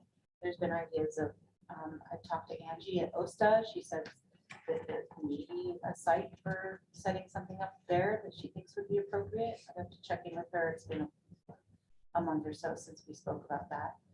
And then, but I know that you know, there's also been kind of this hesitancy for the government county to be overseeing and being involved in creating that. But if it were on a venue, something like OSTA, where it's kind of quasi-government and worked out something. Then there's other properties that have been talked about, but I couldn't really say at this point what's realistic. because it is a bit of an emergency. Yes. Let's, here's what I will say. We started talking about this in April, at our first meeting in April, I think. That's 4 months ago. I would say in the grand scheme of things, we've moved with urgency, and the more that we can narrow down the scope of these things that we're looking at, you know, Lisa talked about the spectrum of housing. It allows us to not try to create that one solution that encompasses everything. So I hope we'll maintain momentum, and I hope we can continue to invite people like when O'Brien joined our meeting in April, it allowed us to move past some of the concerns regarding public health.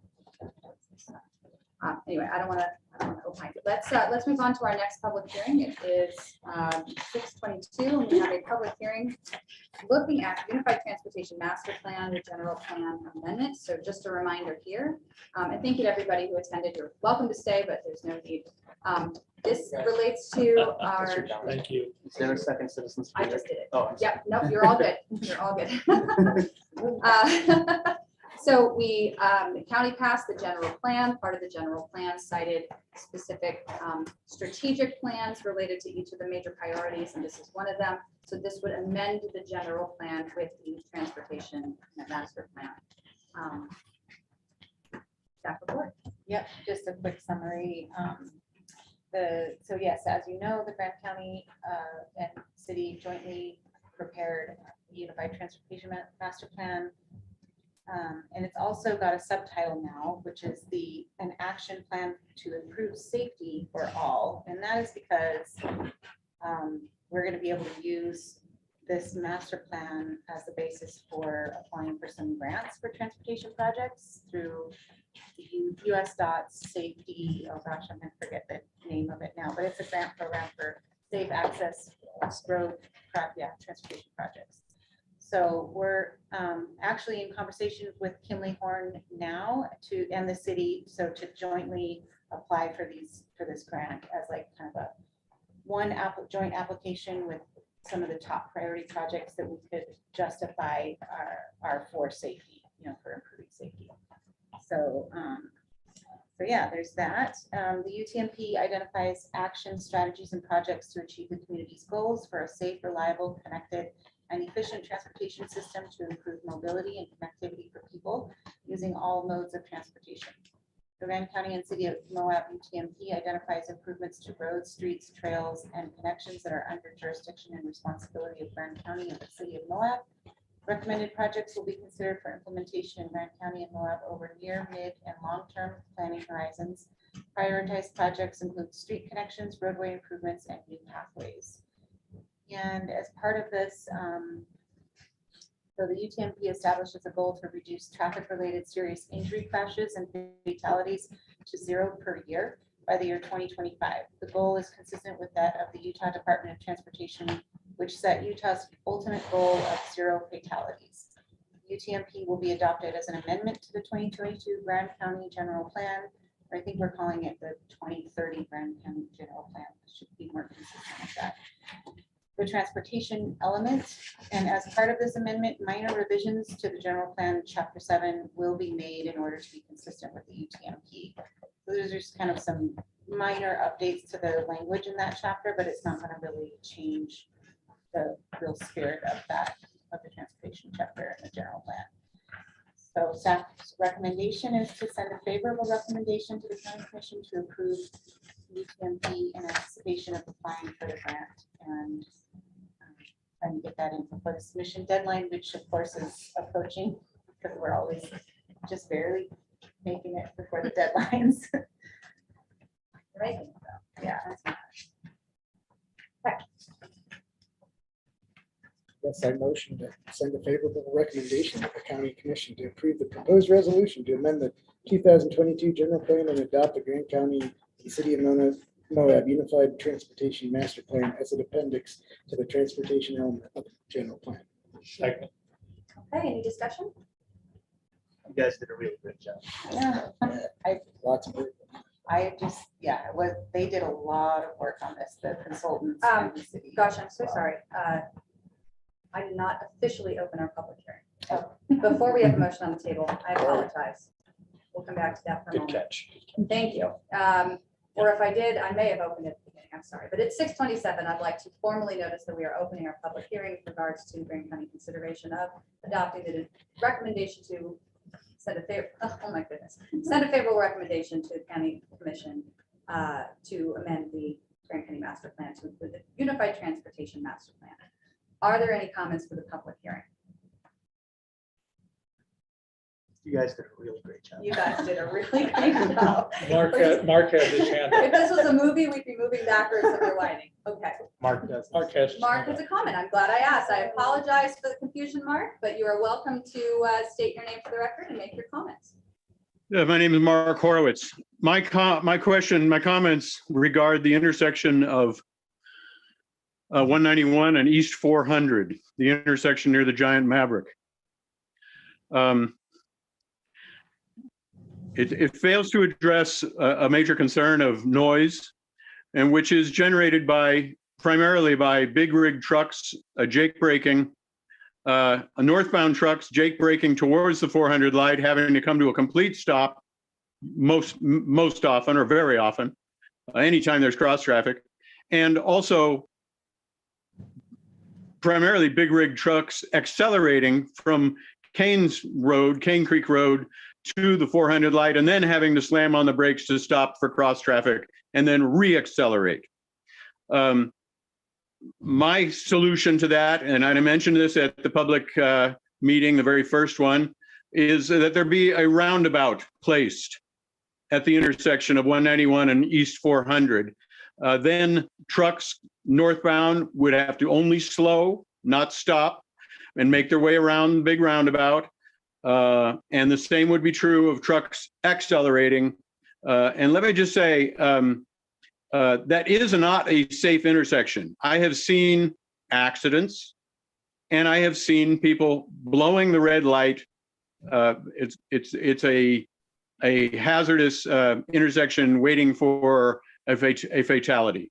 But for me, the issue is the incessant roaring noise of trucks Jake braking, northbound trucks in particular, Jake braking down to the 400 light. There's obviously a solution there would be, a partial solution would be limiting the speed limits, slowing trucks down in advance so that they can use their brakes, and also replacing the no engine brakes sign that was torn down by some vigilante a number of years ago. It used to be in front of Rim Tours. I guess that's my main concern. That intersection, I'm about 300 feet off the intersection and about 50 feet in elevation all day, all night. That sounds like an old airport. I say old because we're talking about old, loud, obnoxious airplanes. That's what that sounds like all the time. You don't think that's a safety issue? Well, I think the noise is a safety issue, just like it is for the UTVs. I don't hear the UTVs, but I hear the highway. My solution is a roundabout at the intersection of East 400 and 191 so that trucks can slow and not have to stop in both directions. I know I'm heard. I just hope I'm not ignored. Let me just make one other comment, and that is that no flap money, no federal land access program money should be spent on Cane Springs Road. Nobody is accessing that federal land out there. That's just a good buddy deal for the development that's proposed down Cane Springs Road. If you imagine where federal land access money should be spent, it would be on Sandflats Road, where thousands of people access the federal lands. However, to reiterate, my main concern is that the 400 light should be made into a roundabout so that trucks don't have to come to a stop in both directions, and an effort should be made to prevent engine brakes from ruining the neighborhood that I live in. Good luck to us all. Thank you. Thank you for your comments. Is there anybody else who would like to make a comment? Seeing none, I will now close the public hearing, and I apologize for the confusion on my part. But if you wanted to restate your motion, unless there's. I just, what is the scope of, that one, I mean, I kind of completely agree with So Mark. there is a project plan listing inside the master plan. It came out of the results of many public hearings. I believe those are proposed, committed. There's a link in the packet, the last page of the presentation, where you can find information about those plans in the attached PDF. I'll just read this URL out. It is at www.grandcountymoabtmp.com. That's grandcountymoabtmp.com. No spaces or underscores, and there you can find a full copy of the report, which includes the listing of these projects. And I know these projects were selected and defined through a combination of open houses and research by stakeholders, UDOT, and local and regional engineers. The Aggie Drive traffic signals gonna crack a Yeah. lot of that stuff. Yeah. That's a good point.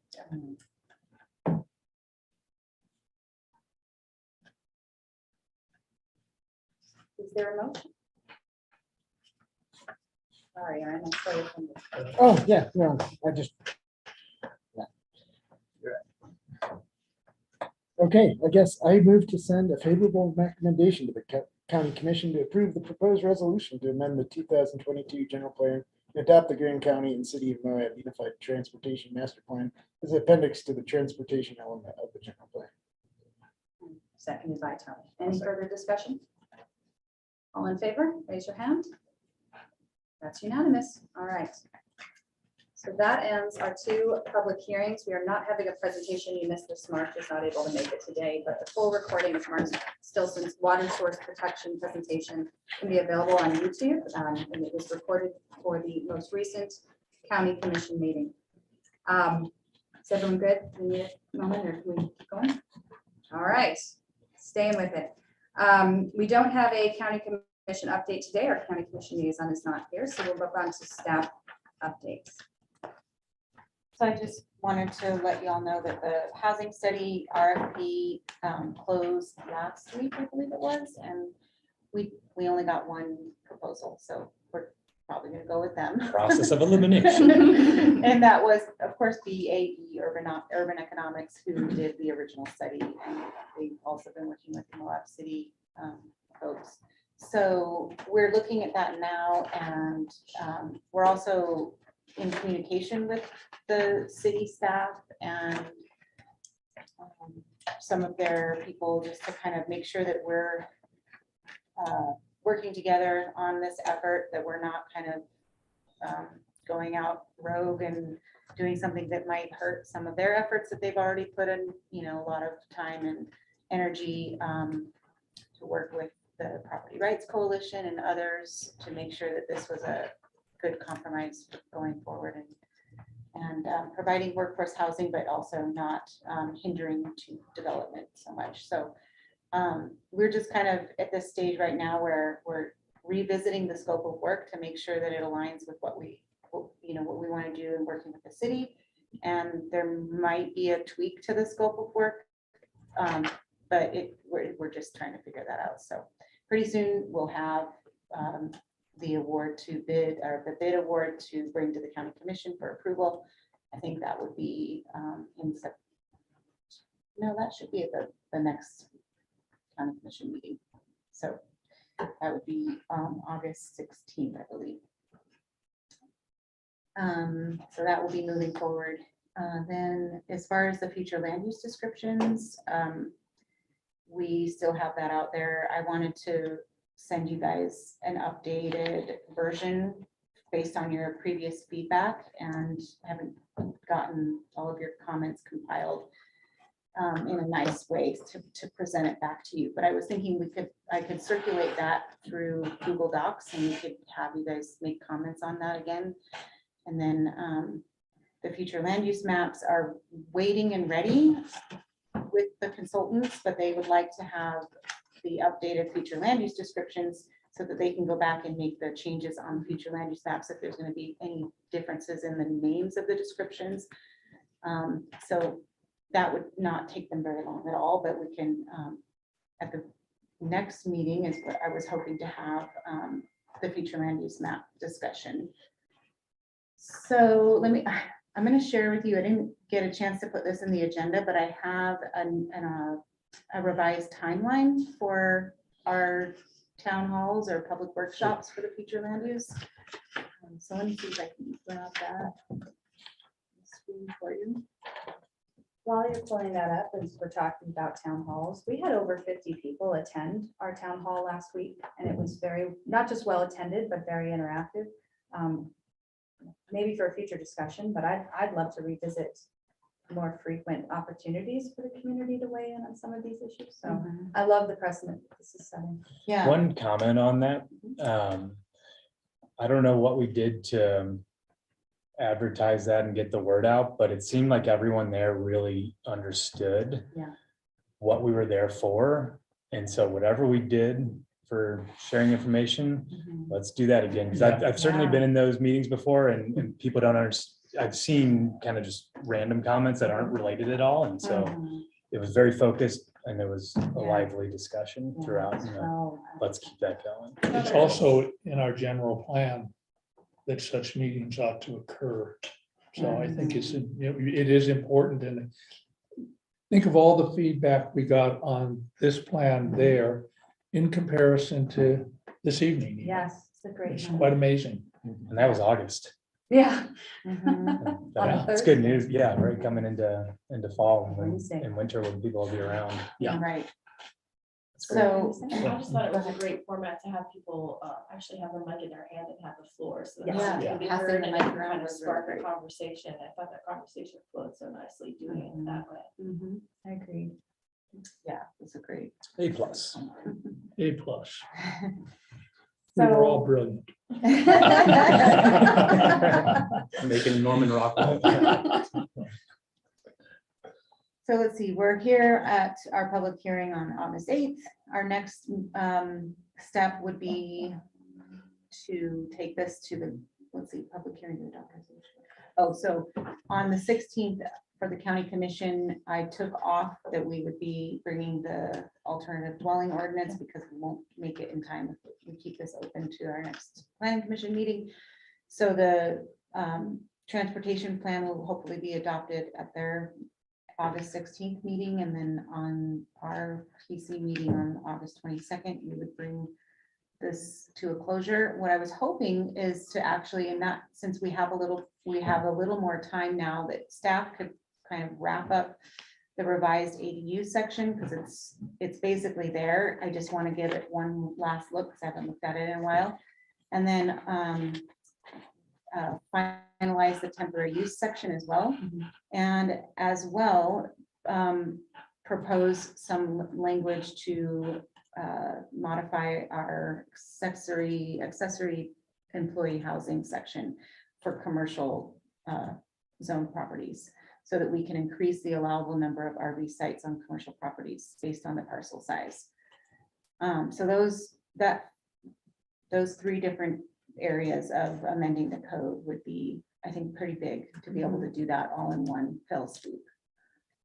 Okay, and I think we're pretty close to. Can you send this out to all of us? Yeah, definitely. That's great.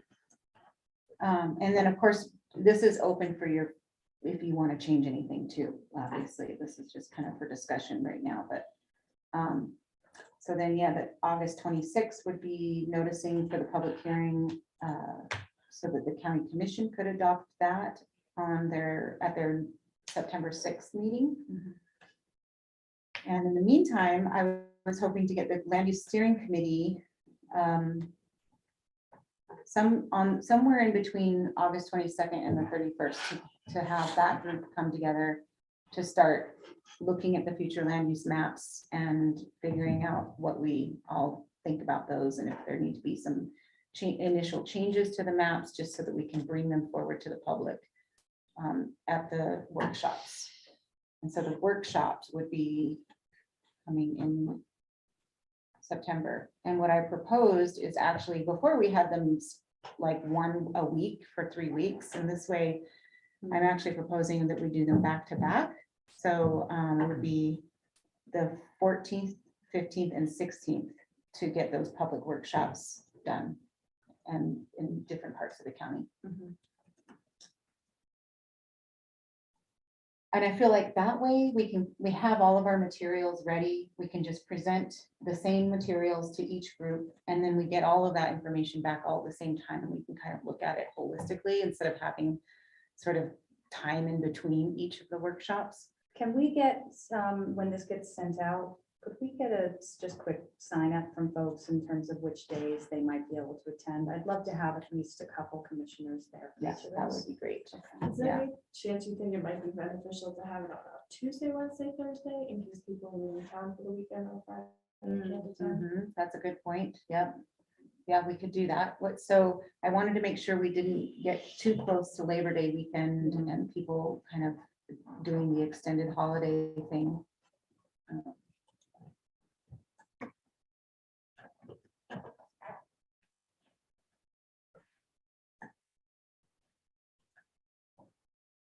let's see, September. Yeah, we're all back from Labor Day week and that previous week. So then, yeah, the Yeah, 13, Monday 14. through the Wednesday, 12, 13, and 14th could work just as well, I suppose. And we could do that in lieu of having a planning commission meeting on the 12th. Or I don't know if that would mess up anything. Considering that we will have, looks like 3 public hearings on the one before that, as long as we feel comfortable in the week getting into that, Yeah, we can satisfy those, then I think. Yeah. Let's give some thought to that before. we Yeah. commit, But, I mean, it could be, we extend that to the next week. no, the next week, Or these, no, there's a school days. What's up? I said, I'm like leaving for 2 weeks in the middle of September. Oh, okay. It's the best time to be here. Why are you leaving? The Well, when's the 21st, river 22nd, and 23rd are school holidays, so I just wanna, That's right. that week in between is great. Why don't we just ask everyone when these dates are sent around, check their Yeah. calendars. Let's just make sure before we can. I'll send this out and everybody can kind of provide their ability to attend or not. So I saw ADUs, I saw the ADO. I did not see the updates for workforce housing definition. Right, so that's a future consideration that would have to come at one of our next meetings. Yeah. I know Christina has weighed in on some of that. She really wants to make sure that we're not trying to reinvent the wheel and that we're using really the basis of what the deed restrictions are for the deed restriction qualifications are for the HHO program as a basis because of all of the work that they put into that and the litigation and the, you know, all the effort behind that. But see, that's her, you know, opinion about it. But I think we have to consider I'd like, how we want to use it. and I'd like some thoughts from the group.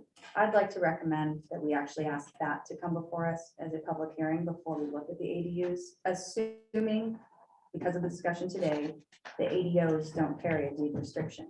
The ADUs, They don't have to, I think we actually omitted that in the last round of edits for the ADUs. I think because we were thinking of these as not being, they cannot be owned separately. Okay. So there's no fear of them going into second home ownership land. Necessarily. Any thoughts that they would be used for? But the occupant is still workforce housing, isn't it? we can't I use think it for nightly rentals. No, That's I think we weren't trying to restrict it too much to workforce housing because we were concerned that, you know, ADUs are traditionally used for family members for lots of different Oh, right. segments of the Yeah. community that are not necessarily actively employed. Yeah. And so I think we were just thinking, we were gonna go with the idea of like, as long as we're enforcing our OAO ordinance and making sure that no illegal nightly rentals are going on, Right. that's how we're gonna take care of that. That the ADUs would be occupied by local residents or extended family as they should be.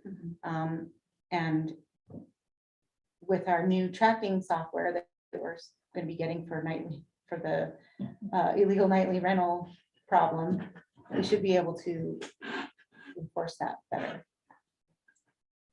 So it's just So not 30 restricting. days. 30 Yeah. days is the minimum and it can go to whoever. Well, yeah, I mean, and that's how it is Yeah. in the county regardless, unless you're in an OAO district, And it right? always be So, complaint based, so if you Yeah. have a friend coming into town for the weekend, staying in your ADU, you're not following the letter of the law. It's just if there's Right. money exchange, you know, that's where. mhm, And I personally think that makes sense. It's flexible enough. Yeah.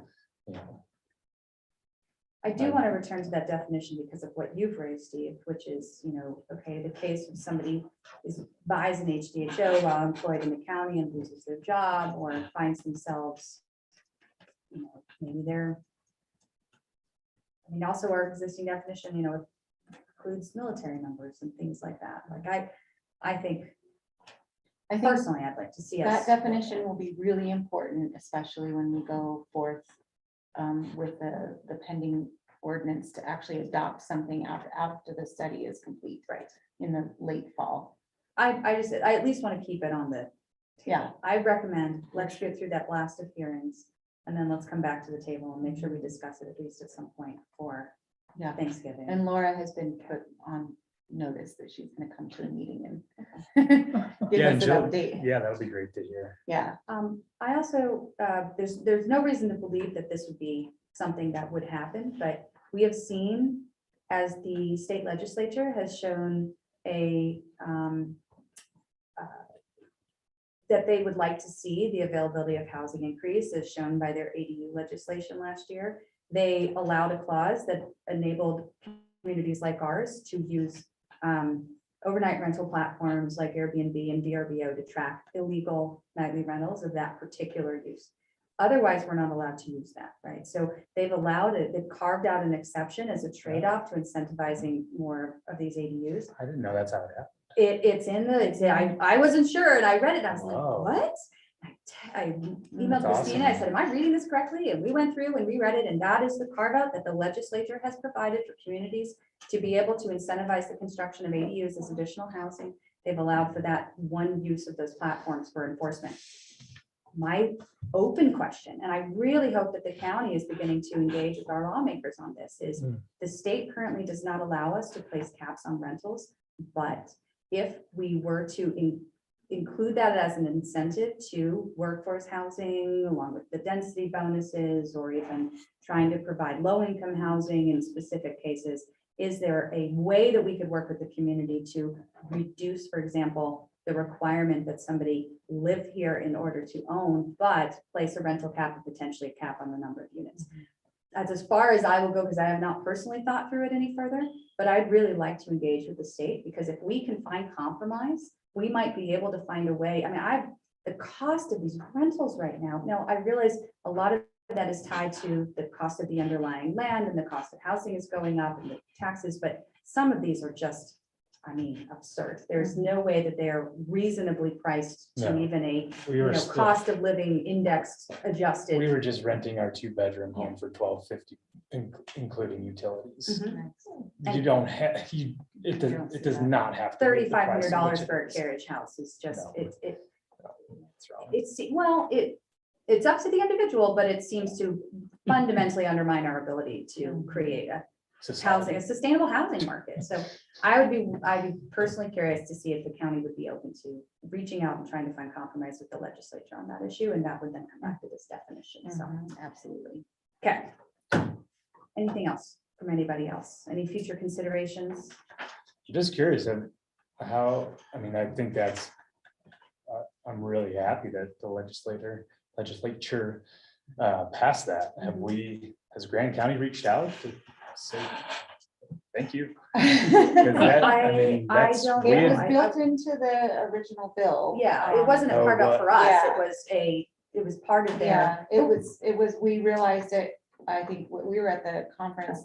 Oh, it was the original bill, and we just thought we didn't have the ability to do Right, that. and Oh. we figured out We that don't have the there's, ability to do that in state code. Then they allowed for that carve out when they passed their legislation in this Around. last legislative session related to ADUs. So Mhm. the law that says now counties cannot say you can't put an ADU on that, property, you have to allow for that.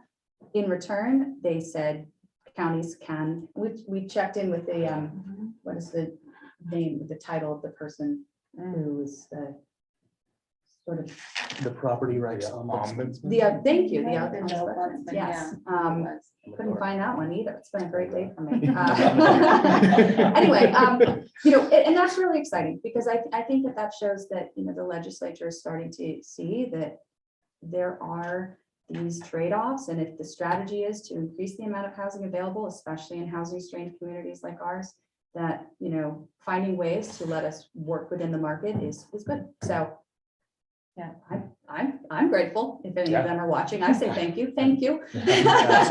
Absolutely. Okay, any other future considerations or notes from staff?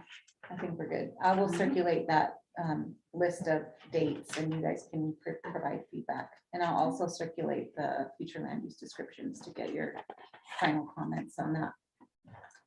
Well, I will go ahead and just say thank you so much to members of the communities that attended our public hearings tonight and who submitted comments. I'm glad to see this get the attention that it's gotten and the community input. It's been a very transparent process all along and very exciting to see the results. With that, it is 6:53. Is there a motion to adjourn? Make a motion. to adjourn. Second. All right, motion by Steve, second by OB. Raise your hand. All in favor? That's unanimous. Thank you, everybody. Woo. Hey, congratulations.